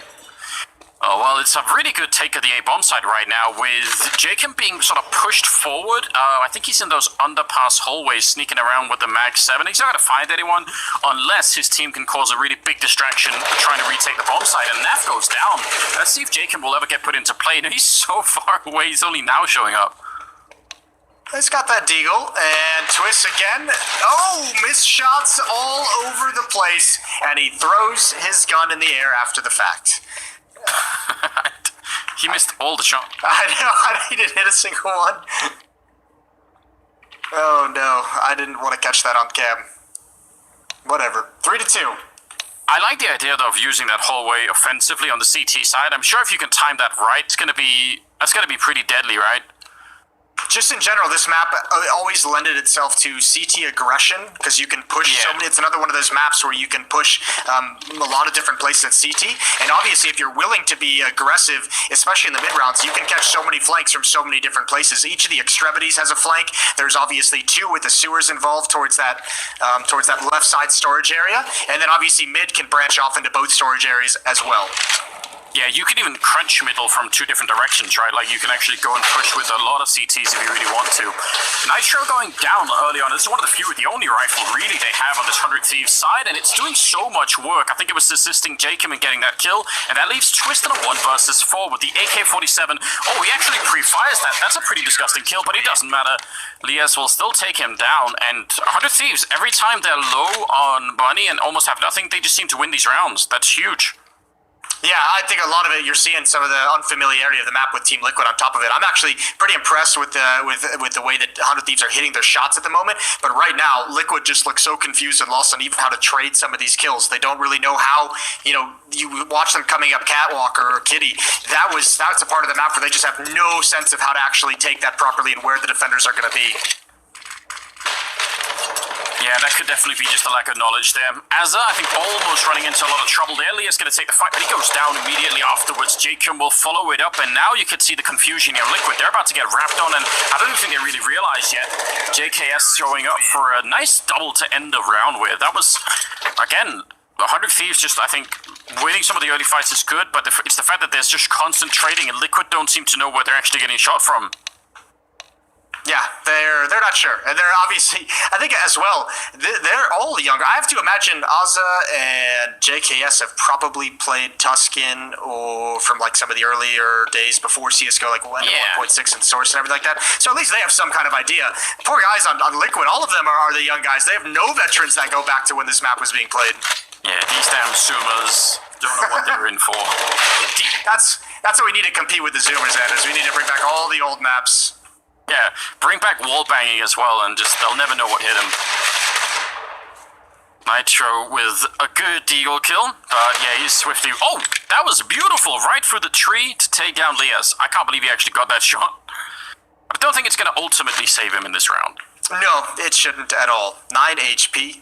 And Jacob is looking directly at this part of the map. He knows what's coming, although footstep made by both players, and there's the end. 1 shot for Nitro, a 6-2 lead for 100 Thieves, and that's looking like it's going to start stretching, because they're looking pretty confident with some of these pushes. They're going out and flanks coming in very, very quickly. Rather ominous headless statue that's in the spawn. What's it holding, that statue? Is it holding its own head? No. That looks like a toy sailboat. It's a dove, I think. It's got no head, but it is a dove that it's holding. So, some valuable insights. Dove is the universal sign of peace as well. See if it goes. Naf is going to head up Catwalk at the moment. He's leading the way with Elige. Actually, excuse me, that's down in the sewers. They fooled me. Yeah, they're actually going for a little bit of a flank there. Although Jacob will find one. He's going to get traded. That was down in the sewers that was happening. So that's some advanced warning, at least for the CT side. Gratisfaction, close range with the Orb, and he's turned to be ready for another fight. He'll get that one as well. And again, it's the offensive plays by 100 Thieves that's really bringing it home right now. Liquid just don't seem to be ready for it. Well, that's an old school mid push on this map. That used to happen, every single time this map was played. So I have to imagine that's kind of the experience of Azza and JKS on the map, even just calling it out. One player watching the storage area 1, one player watching the storage area 2. The open play as well, so tough to deal with. And Liquid, like we've said a number of times, probably never had to face that whatsoever. So, they're getting battered and bruised and beaten up. And certainly it feels more so when they play the slow rounds. Yeah, because especially if you're in the middle, right? Like if you're in the middle, there's that sort of hallway that goes diagonal across the map that pretty much covers all of the middle, and if you're just wandering around in there, you could definitely get attacked from a bunch of different directions. And I guess Liquid aren't just fully comprehending that just yet. It's interesting reading the Twitch chat while all this is going on, because there's a lot of people asking, what map is this and what's going on here. So we've got a nice sort of age differential thing going on in the chat. Just people either in the know or not so much. Yeah, there's a lot of new little features that have been added into this. A lot of ways to jump up to these different parts of the map to wheel around, which is kind of interesting. Feels like a maze. Even to me, some of this is unfamiliar. 7-2. We are playing max rounds 12, as we mentioned. Someone just asked what it was. It means 12 rounds per half. Yeah, so compresses the game a bit, more weight on the pistol rounds, obviously, less time to be saving money to try and go for a buy later on, and we've sort of covered this a lot, and I don't think anyone of us really know the full extent of it if it was to become sort of full-time.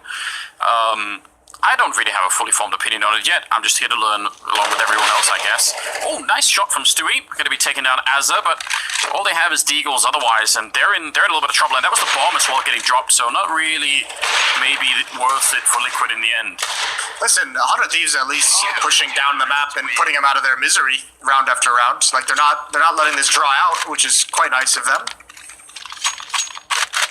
Yeah, it is.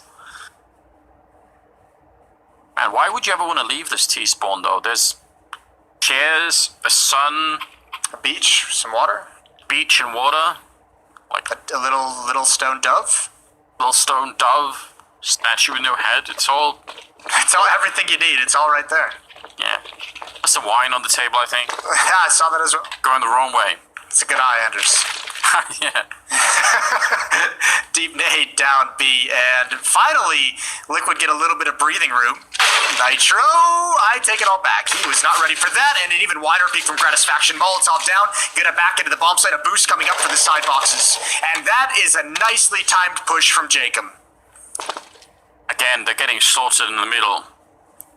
Dick Boyd in the chat is asking, anyone remember the CGS? And the answer is no. We definitely don't. We're all trying to forget it for a long time. We all collectively took shock therapy. Wow, that is a hard spot to see.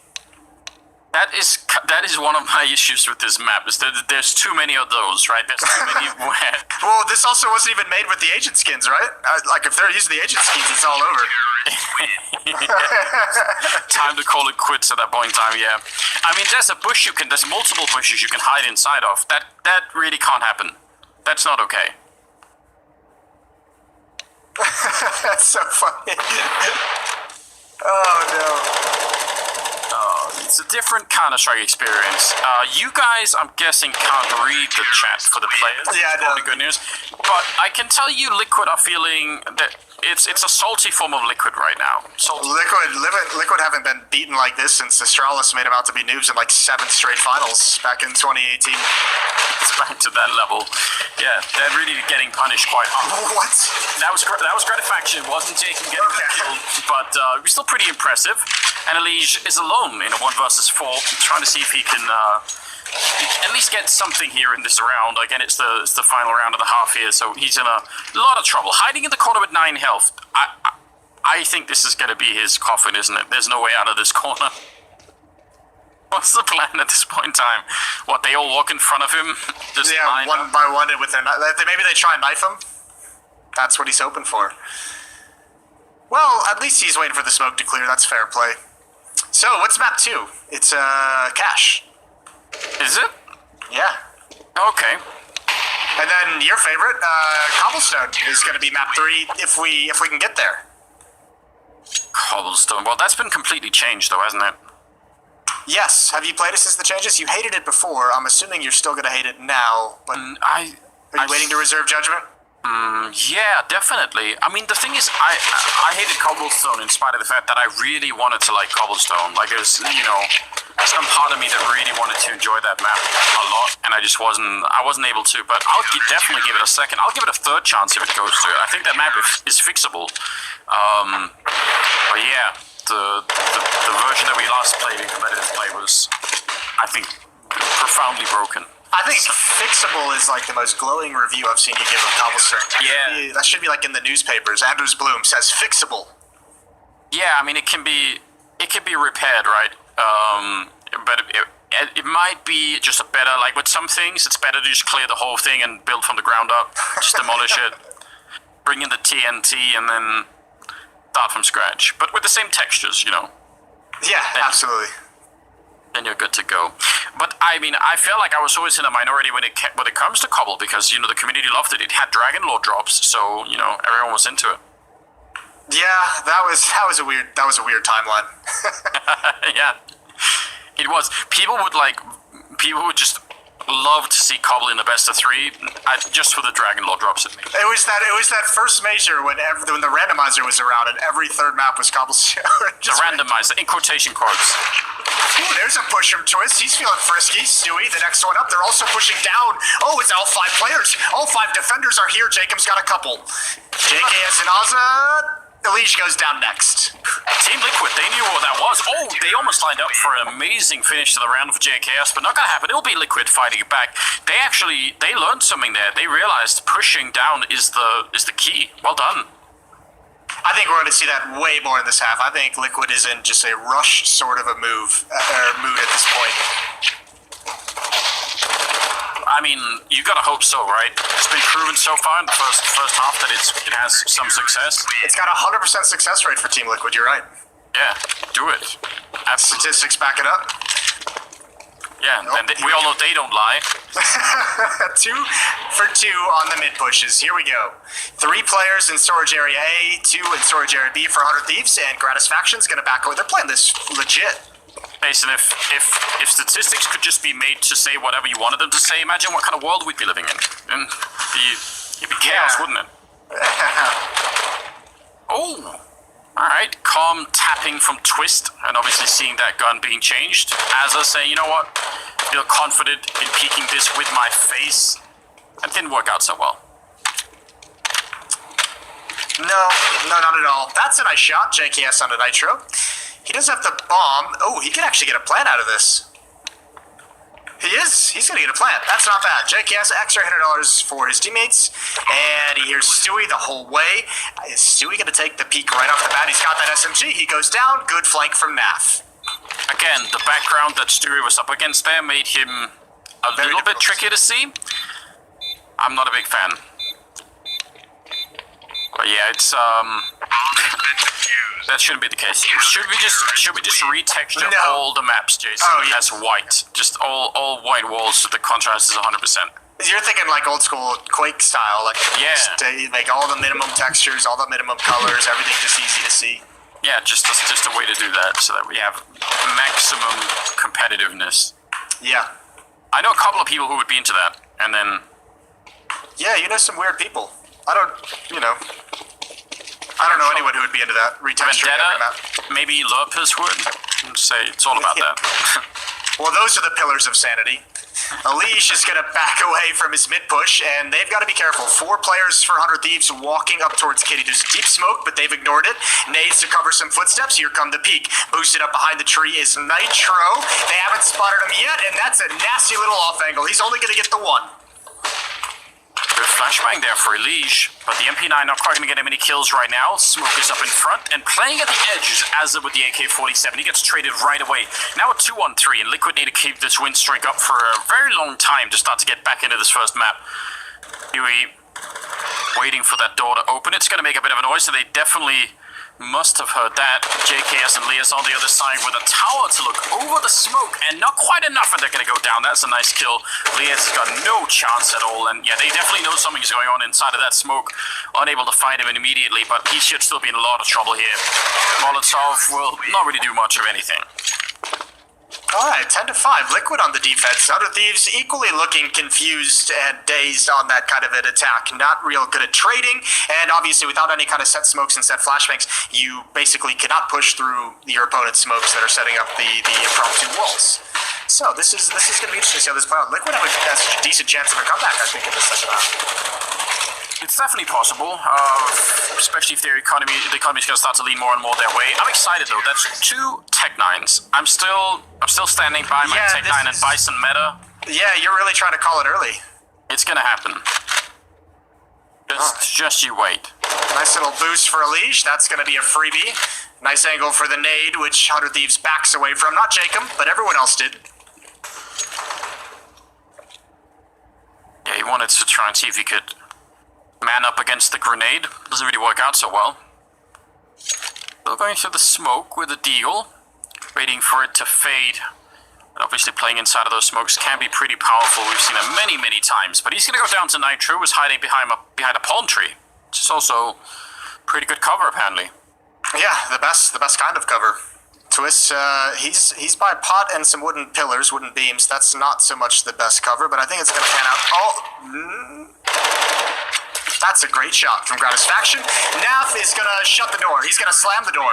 Crouch spray through the smoke, and that is a 6th round for Liquid. Not bad. Coming out with a bit of a hot start here in the second half, winning 4 rounds in a row. But now we've got a chance here for 100 Thieves. They're going to be picking up rifles and... I don't know though, Liquid starting to warm up. They're not typing so much in the chat anymore. Have they gone all serious? Yeah, they're just sitting here like these darn tryhards on 100 Thieves. Like we can't be letting them just run away with this one. So now, they're full focus. Naf hears a lot of information. They have a double push, and that is great utility damage into a double spray down for Stewie. Yeah, that was a heavy grenade that landed on there. They're going to push through the Molotov right there. Lias will actually win the fight against Naf. It looked unlikely for a second. Elige also taking the fight, not waiting for any teammates or anything else like that. And I don't know, that probably would have been advisable, though. One good HE grenade could actually win this round for Nitro. If you all think hard enough, maybe he'll throw it. Just try and telepathically communicate that to him. He's on the flank, he ain't throwing a grenade at all. First kill for him, now his position's given up. Now he can start throwing the Molotovs. They already know where he is, Molotov is put out, and there's, that was so close, and he's got it anyways. A dink from Liaz, and it doesn't matter. Nice 1 versus 2 clutch for Nitro. Yeah, that was huge. After they had tried to retake the bomb site one at a time, which usually don't want to do that, but it worked out in the end. That's what, the 5th round in a row here? Yeah, I like it. They're having quite a good time all of a sudden. They really are. 13 kills on Elige, Twist, and Nitro. All 3 of them are tied. I had no reason to actually say that. I just thought it was kind of cool in the moment. It is. Here we go. And I'm kind of surprised they have that many kills. It felt like they were much further behind, but they've done a pretty good job catching up. Oh my god. Twist, I think it was Stewie last time doing this, but amazing double spray down. That should surely seal the round in their favor. That transfer over to the second guy is unreal. Yeah, when I saw him going for that peek, I was so confused. I was like, you did this last round. Like, this surely will not work again. But of course it did. Stewie, he's watching short. Flashbang off the wall blinds him. He hops back. Good kill from Alzo. Ooh, and a team kill as well. How quickly this has turned away from Team Liquid. That's a big boy flank down mid. Nitro's got the first, not the second. 2-on-1, and it's Stewie, who doesn't know the map. Yeah, he's profoundly confused. It's a good thing that there are signs on the wall saying A and B, so he sort of roughly knows where to go. But Naf actually took down Twist and then got killed right afterwards, so that's kind of the worst of both worlds in some sense. Stewie pushing out, he's got JKS isolated in there, and he should be able to get this kill. He's done a lot of damage. The smoke, though, yeah, he has to push through it, and he tries his best. The grenade will do 1, but Azza will take him right down. And, well... That would have been a pretty baller clutch if he just swung while the grenade was in air and got the headshot and then finished it off with the nade. That would have been like the key fadeaway. I would have loved to have seen that. Yeah, that would have been beautiful. 11-7. It's right now it's 100 Thieves 2 rounds away, again in the MR12 format, so they're getting close. Liquid, though, still with some money, but not that much, actually. This could be devastating if they lose this round. And they've slowed down on the aggression a little bit. I mean, they're actually going for a bit of a 3-man push down the middle, but... They're just changing the pace, mixing things up, keeping them on their toes. Unfortunately, Nitro is about to have a very bad time with the Molotov at his feet. He needs that kill. He's got the first. Oh, and he adds 1 more. That's brilliant. And the flank is actually, no, they just swapped sort of back into the bomb side. I thought maybe they would go a little bit quicker, but yeah, they're back up the middle and trying to boost over, but JKS was a second earlier, so they have the high ground advantage. We all know from Star Wars how that works out. JKS goes down, and it's JKM and Gratisfaction now 2-on-3. No bomb on yet. Gratisfaction still waiting, tapping the bomb. They're not going to want to test that smoke. No spam coming through either. They might actually try and boost over the box, but they get caught. And Gratisfaction is just able to spam at the angles he already knows. Flashbang comes out, doesn't blind him, but Gratisfaction didn't even have his gun in hand. Bomb is down for Jacob. 1 versus 2. Naf is very low. Now he's got a chance, a real one. And Naf is stuck inside the site. He's going to go down as well. It's 12-7 for 100 Thieves. Wow. Hiding behind the palm trees is really popular. It's a nice It's a nice little addition. I like it. Like you can stay out of the sun as well. There's some cover. You're in the shade. You've got maybe the actual tree to maybe. I don't know how much damage reduction that is, but it could be good. Any thoughts on palm trees? No. I wanted to let that hang in the air. Bloody hell. Palm tree analysis isn't what it used to be. Ooh, Twist has been spotted, and he's still gonna shut. Oh, another one! That's two. Not gonna get Jacob as well. That's absolutely obscene. How did he get away with it? He should have been shot in the back, and then he just turned around and knocked him out. 3 versus 4, and remember, this is Liquid trying to hold on to this first map at all. If they lose this round, then it's done, and Tuscan will go the way of 100 Thieves. It's a best of 3, but still. Liquid was starting to warm up in this. It was looking good. Yeah, it was looking good for. Ooh, you can actually see down into the sewers there. That's pretty sick. Yeah. I guess that only works if they're flanking. Yeah, but I suspect it's going to be hard to see if you're coming up from the sewers, though. You're probably going to get shot at a really weird angle. Oh, yeah. Your toes will get blown up before you can ever actually fire back. All right, here we go. Up kitty we are. Oh, nice opening kill from Gratisfaction. Oh, my lord, that is a brilliant shot. Nitro's a beast. He's going to go for a few more HE in hand, and remember, there's still one player inside of the site. Gratisfaction's going to hard clear it. 2-on-2 for the map.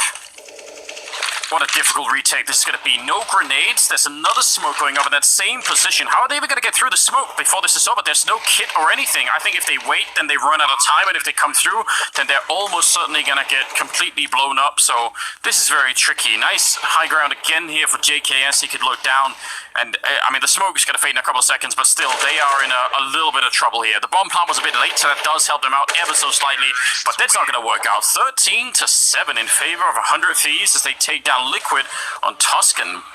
My god, what a match. Yeah, that was a bit wild. Both teams laboring through that T side, but obviously 100 Thieves, once they got a single round, are able to just close things out. Yeah, that was, I actually didn't even think about that before the map went live, that some players probably have never really even played this. But for me, that was like a really cool, nostalgic trip. I actually, some of the old strats started coming back to me in the middle of that map.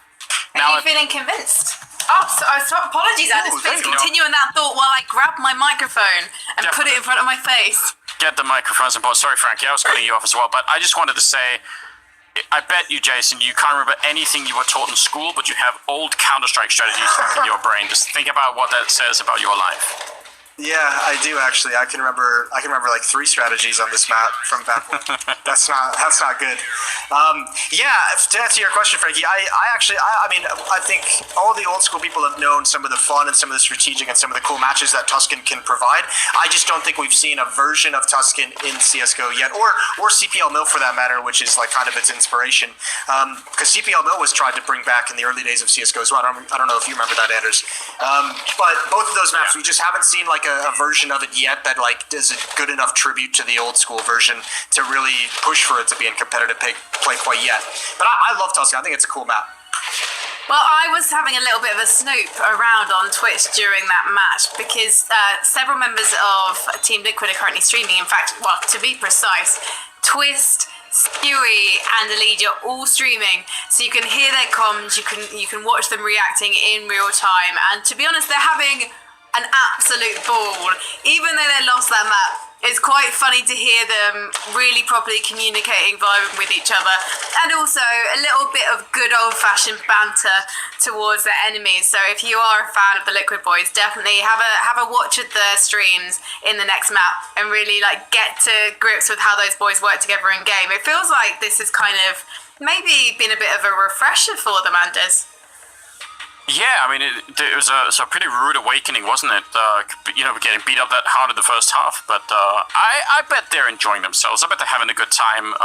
Certainly in the chat, you got a sense that they were being pretty chill about it. So I think that's good. That's a good approach. Yeah, need a little bit of fun every once in a while, and the old, bring it back to Counter-Strike. Have a good time with it. Yeah, more than anything else these maps can provide. We hope that you guys are watching around the world are having a good time as well. But if you do want to find out more about the serious reason that we're all here, do head to gameswithoutborders.com. And right now we're actually going to hear from one of the charities who are one of the beneficiaries of the prizes donated during this fundraising period. And it is the Norwegian Refugees Council.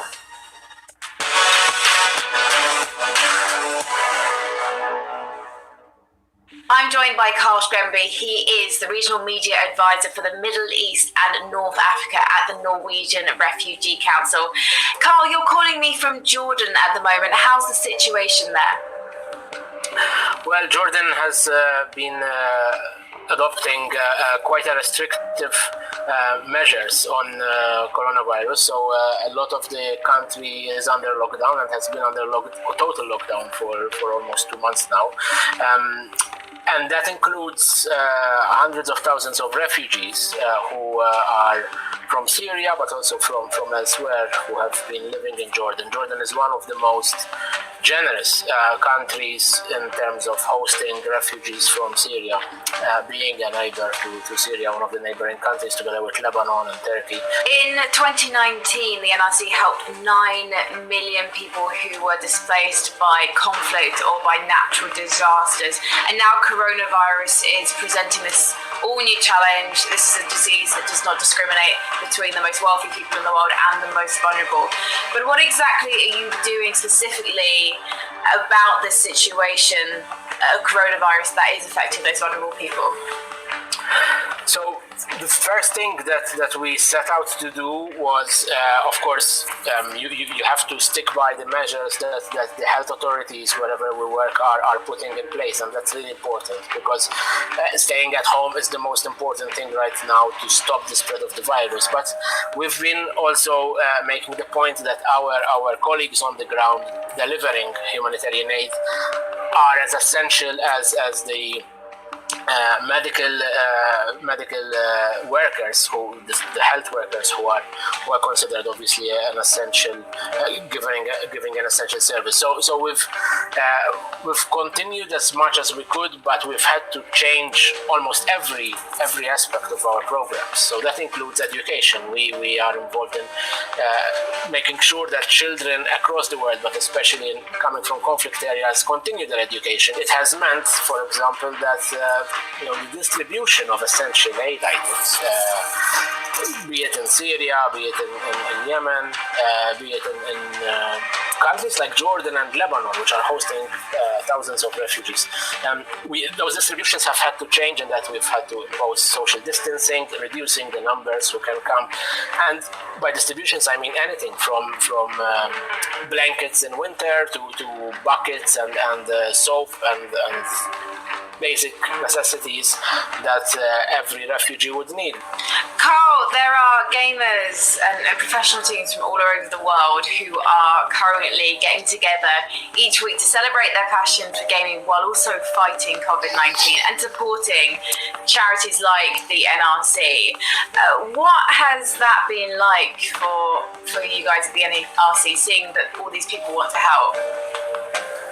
Well, it's obviously encouraging. It is a huge positive message that comes from some of the most active people right now, because many other categories, other sports that where people can't meet, they can't practice their sports. But it's great to see that our friends are here practicing their passion, still be able to go on with it without endangering anyone. It's the right message. They're staying at home, but they're playing, which is great. And at the same time, it emboldens us and it encourages us, and it gives everyone we work with a sense of hope that someone is thinking of them. That there is this message of solidarity that one can still be able to go on with their life and practice their passion, which is great.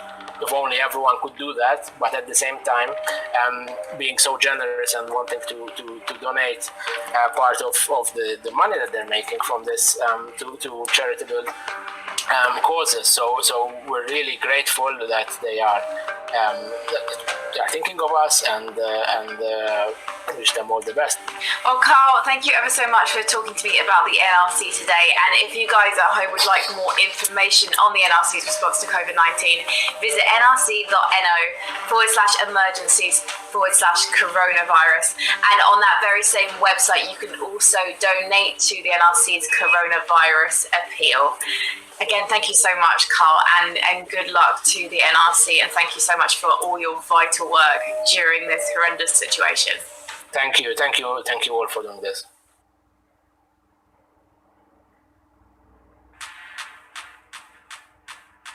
Welcome back to Gamers Without Borders. Before the break, we saw 100 Thieves claim the dominance of Tuscan over Team Liquid. And in fact, the coach for 100 Thieves, Chet, newly appointed, he's just tweeted, #1 Tuscan team in the world, which technically, I guess he's not wrong now. But Chet feels like a bit of a surprise pick for 100 Thieves. I mean, the timing obviously worked out. He left EG at the same time that Kassad departed from 100 Thieves. But I just can't imagine these personalities in a room together, Jason.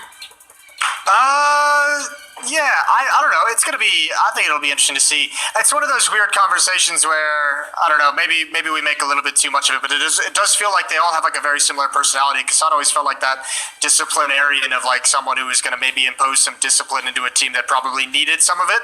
And I don't see Chet as that same style. So it is what it is. I think I'm interested to see if Chet can take 100 Thieves and get to the next level, because I do feel like at the beginning of this year, coming into 2020, I felt like they had plateaued. I didn't know how much higher they would actually be able to get. They were one of the surprises of Katowice for me, because when they went into that group stage, I didn't really know what to expect. Of course, they got second at Beijing facing Astralis. That was it. That was their biggest placement of the entirety of 2019. So you had to be super chuffed for them. Apart from, obviously, I'm forgetting about Berlin. How can you forget about Berlin? But it was a good way to top off 2019. And then Katowice looked like they were not even going to get through the group stage. And it was kind of a miraculous final group stage match for them. And they just scraped by into those quarterfinals, but couldn't really go further. But I don't know what Chet's going to bring to them to make them go further. Anders, I mean, what do you think 100 Thieves need? I mean, just in terms of being like an authority within the team, I guess you can either do that from sort of like a personality point of view, which I think, like you said, Kassad probably does have that aura around him. But I think the other way to do it surely is just results, right?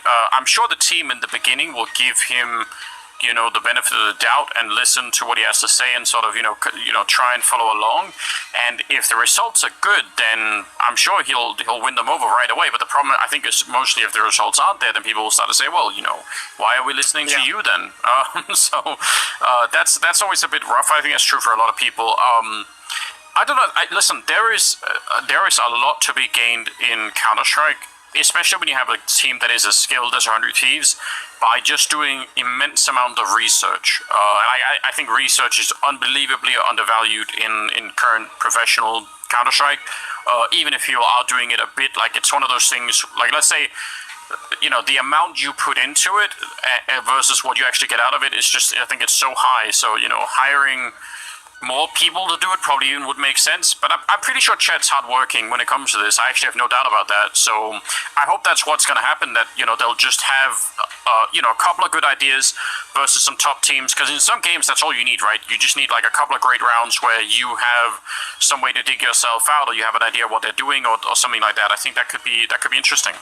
And Chet's always had an analytical brain. He's always done his homework. So I expect that him and Azza, as long as that relationship's solid, we could maybe see some surprising performances from 100 Thieves in the future. Maybe is a good word. We could, maybe. I don't know. I'm like I said, I'm excited to see this. Skeptic. Yeah, I mean, someone has to be one. Y'all over here singing praises every day of the week. Hashtag be kind. This is a new horizon. We're all online. I'm basically been wearing nighty all day. I'm not going to do that, because it turns out my dress is not as much of a tent as I thought. So I'm going to keep it firmly around my ankles. We're going to Cash next. Liquid. You used to love this map, but it was ancient history, as you told me during the break, Jason. Do you think they've still got some of the magic? Because this is quite a simple map to play. Well, more than anything, it's a simple map map to pug. Like you don't need super complex strategies. I don't know how many of the smokes actually still hold over from the previous version. I imagine they remember a couple. It's definitely some of the easier ones, but more than anything, this is going to be exactly what Tuscan was, except everyone knows the map. It's going to be the big difference. This is going to be just a very high octane, fast paced deathmatch and pug style game between these two teams, where fragging and trading is going to be the main emphasis. It's not going to be the pop flashes, it's not going to be the smokes, etc., etc. So I don't know. I'm excited to see both of the really skilled lineups go just head first into each other. I did call Cash boring earlier, but now I'm thinking about Liquid taking to it. Don't you ever say that. Just said Cash Moses. is amazing. Cash is so much fun. It's a map of retakes. You have to be good at retaking, and every time you get retake scenarios, there's excitement to be had. So don't look down on my Cash. Jason, you're basic, but when we see Liquid take to it, we're going to have a lot of fun, I think, and I think we're nearly ready to go to the map, and I apologise, I denied you right reply, but to be honest, Jason, you're an expert in Counter-Strike, and I've just got a big dress, so clearly I'm letting my insecurities shine through. The question is, though, can Liquid take this to a third map? Because it's going to make Anders' day, because it's going to be cobblestone if we see this go to a 1-1. Anders is looking forward to those Dragon Lore drops. The Dragon... Ooh. Just remember, if you guys put exclamation points... Yeah, spam it in the chat, that's all. Yep, all over. Spam it all day long. We're bringing the memes to the yard. I apologise. I thought we were actually ready to go into game. We've got the knife round right now. We're almost ready to go into game. I actually don't know what old school Renegades were like on Cash, because it was kind of before my time in the CS pro scene. So I don't have them down as a Cash team. I do have them down as a team of Execute. Well, when Cash was being played, the Renegades and lineup was not really accomplishing a whole lot, so I don't think, anyone really was taking notes in their Cash. That's when they had that guy Sponge or something running. Yeah, that'll... Didn't work out. Never heard of him. This is the map I think I first noticed JKS on, for what that's worth. He's someone like he was very, very good at this map for this team going back, because just his aim is just so sharp. Someone is saying in chat, Anders do a cartwheel. Is there some kind of weird thing that's going on? Not if you do it, it's not weird. You could be a trendsetter. I have a bad history of doing these things. Yeah, but you've been working out. You've been strengthening the knee. You've been strengthening the back, the ligaments. It's all looking good. Yeah. So I think time to put him to a test. Yeah. I think you should do it as well. But I've got to leave you, gentlemen. So have fun on Cash.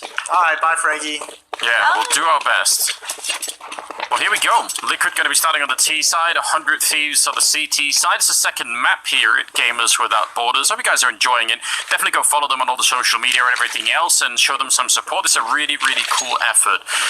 It's going to be the A-bomb side right away. Every single member of Liquid showing up. No one's in middle lurking or anything. They follow you through all the grenades, so now it's time to fight, and fight's not really going their way at all. It's just Stewie left in a 1 versus 3 and actually doing a remarkable job with the Glock here. 5 bullets left. He hasn't reloaded, and that could be a really big problem. 5 bullets for 2 players. That's a tall order right now, and he's not gonna live up to it either. He'll go down at the end. Yeah, I think the biggest problem was actually working your way over towards the forklift instead of back towards quad means you couldn't pick up a USP that was dropped by Ozza. So that was, at that range with that no HP. Regardless, nice little A rush doesn't pan out. So we're seeing an investment from NAF in this second round. Yes. That might be a snap buy. That might be a frustration buy. No one else. Oh, there it is. The AK drop. They want to go for it. Putting it on a liege with armor. I'm a fan of this. I think this is a good idea.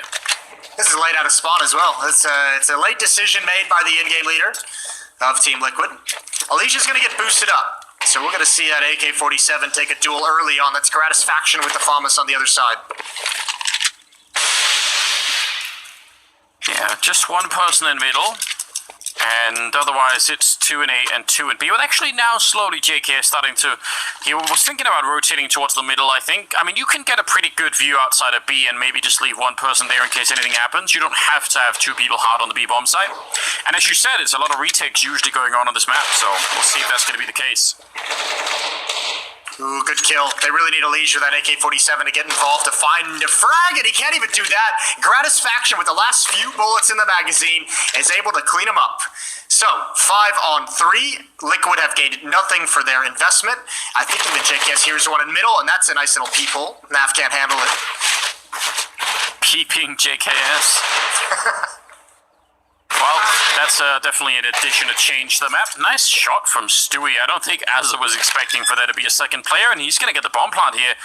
Hiding behind the newly added tank or APC or whatever it is inside of that A bomb site. He's not going to live through it, so it's just a bomb plant to help them out a little bit.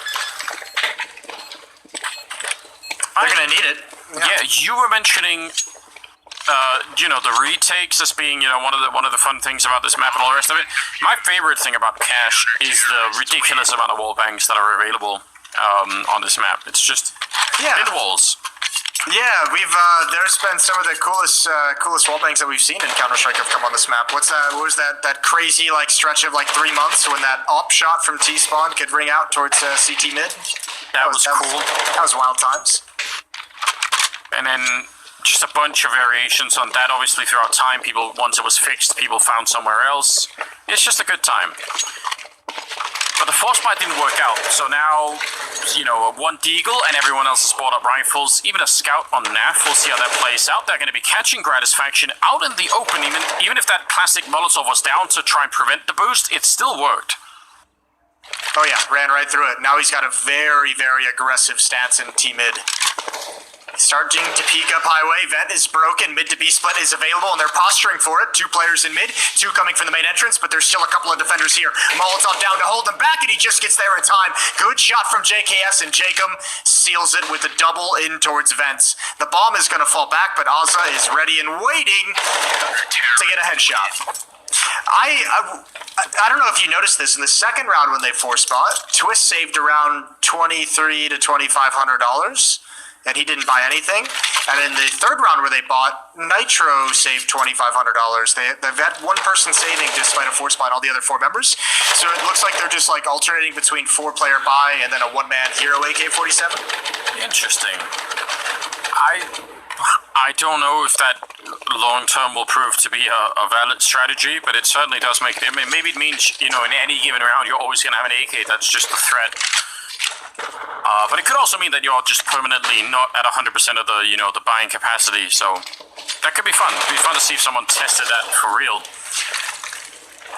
Grenade is going to be actually not as good as I thought. It looked like it was going to be even better. Stewie will get a kill on Gratisfaction, so it's back in a 4-on-4. They're ready for Azza. Yeah, that was part of the point. I think they absolutely saw that coming. Well, Stewie picked one off trying to flank in, and he actually even dinks up towards the Az, which is a cleanup from Nitro. Molotov to prevent the forklift position from being effective. JKS can actually swing into the bomb site if he wants to. 1 player up highway as well. There's the other Molotov, and that's a nasty shot from NAF. Yeah, he's supposed to be dead there. He was Molotoved and forced into the fight, and he just instantly took him down. And a nice return for Melige, saving his teammates there. They were a little bit low on health, and Liquid pick up their first round. Okay, that's a cool little hero AK, alternating hero AK and force buy strategy from Liquid, and it actually pans out here. Nitro was able to provide some support with that AK-47 in the round, and they've got their first on the board. Now they have plenty of cash.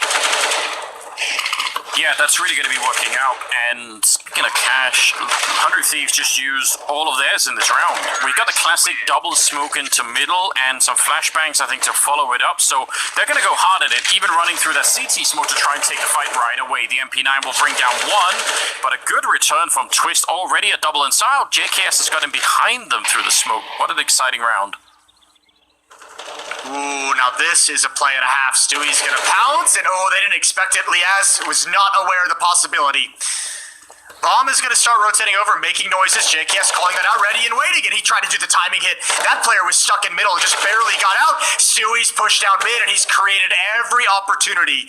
But Jacob with an op is over by Truck. Yeah, he's got that perfect lineup. That could have almost been 2 for 1, but how do you win this round if you're NAF? You've got the AK, he's just going to swing for it, and he'll take down Jacob through the box, man. That is, that's some alpha play, isn't it? Yeah, it is a little bit of establishing your dominance. Just swinging, taking the fight. Don't even let Jacob have a chance to get involved in the action. Well done from NAF, a nice 1 versus 2. But credit to Stewie. He opened up the entire bomb site, created the escape route for his teammates. Yeah, he did. There was so much chaos in the middle that he just realized he had a moment to shine there. So good job. He's 7 to 5 right now, so he's doing a lot.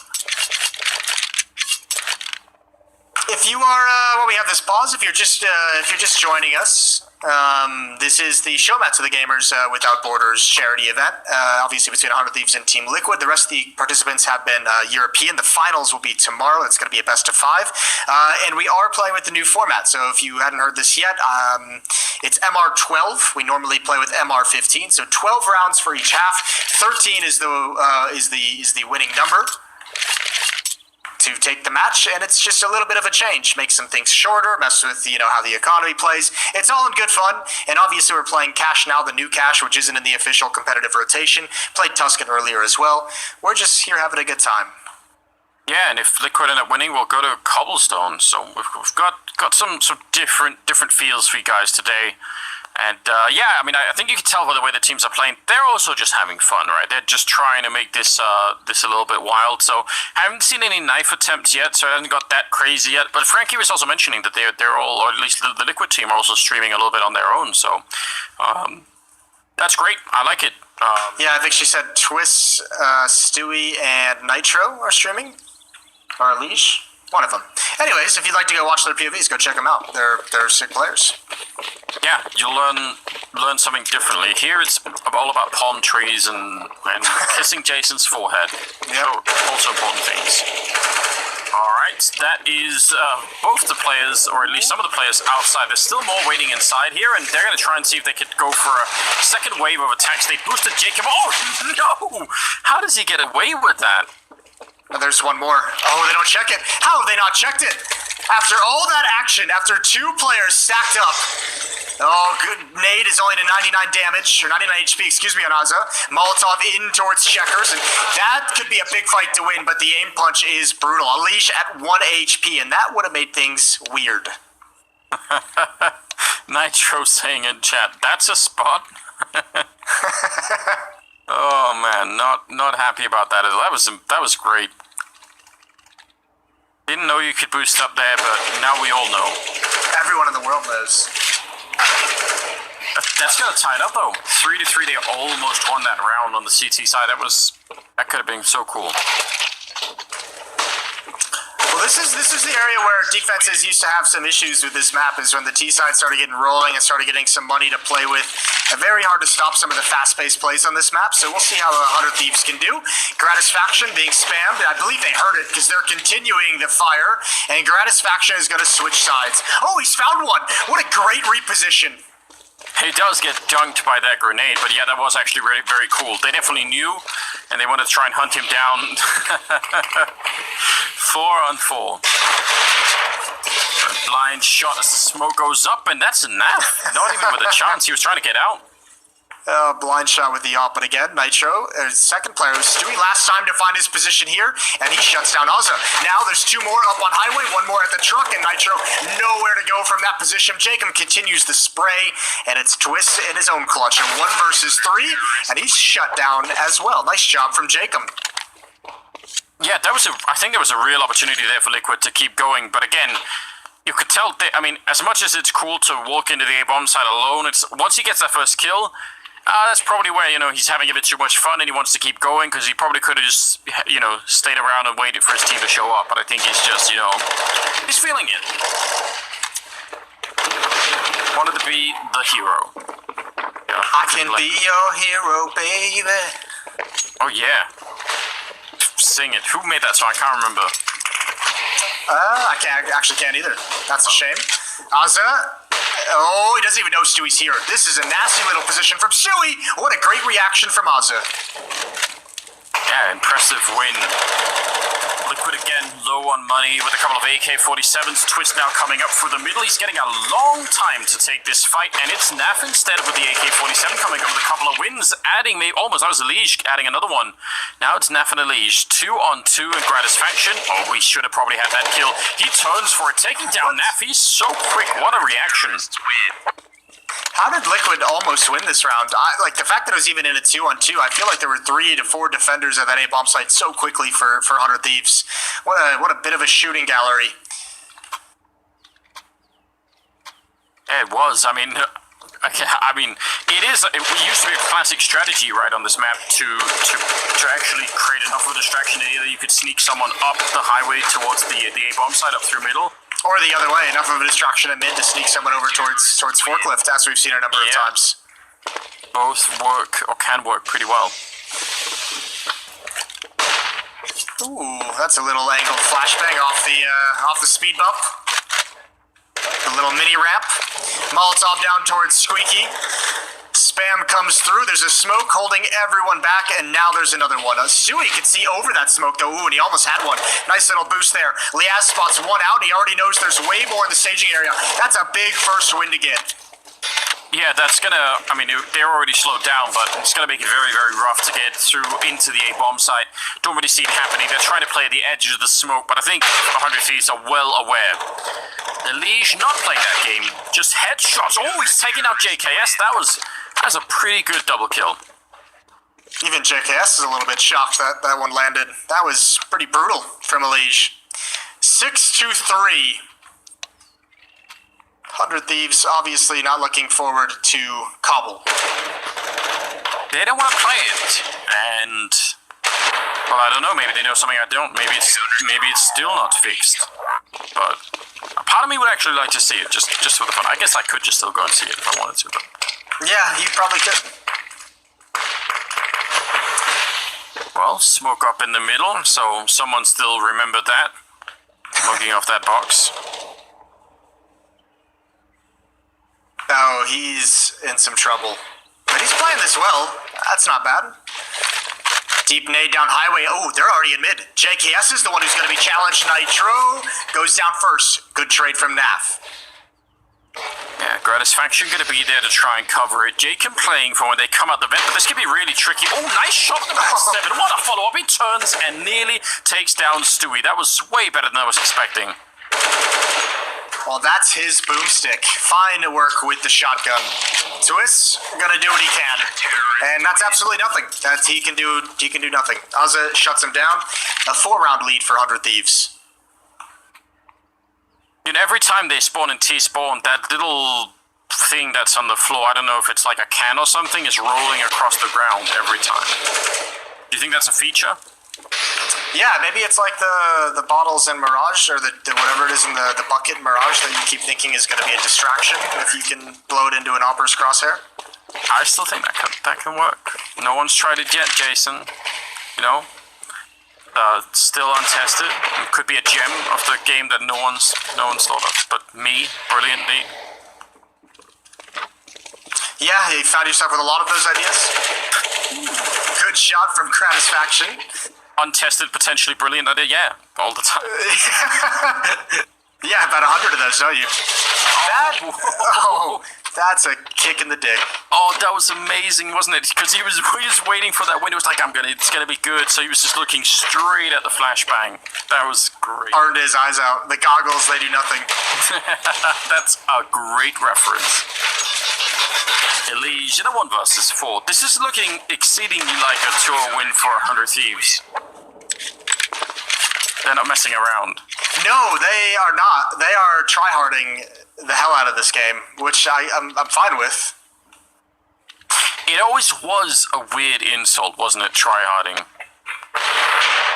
It's like, if someone did well in an exam or something, you wouldn't say, wow, you really tryharding on it.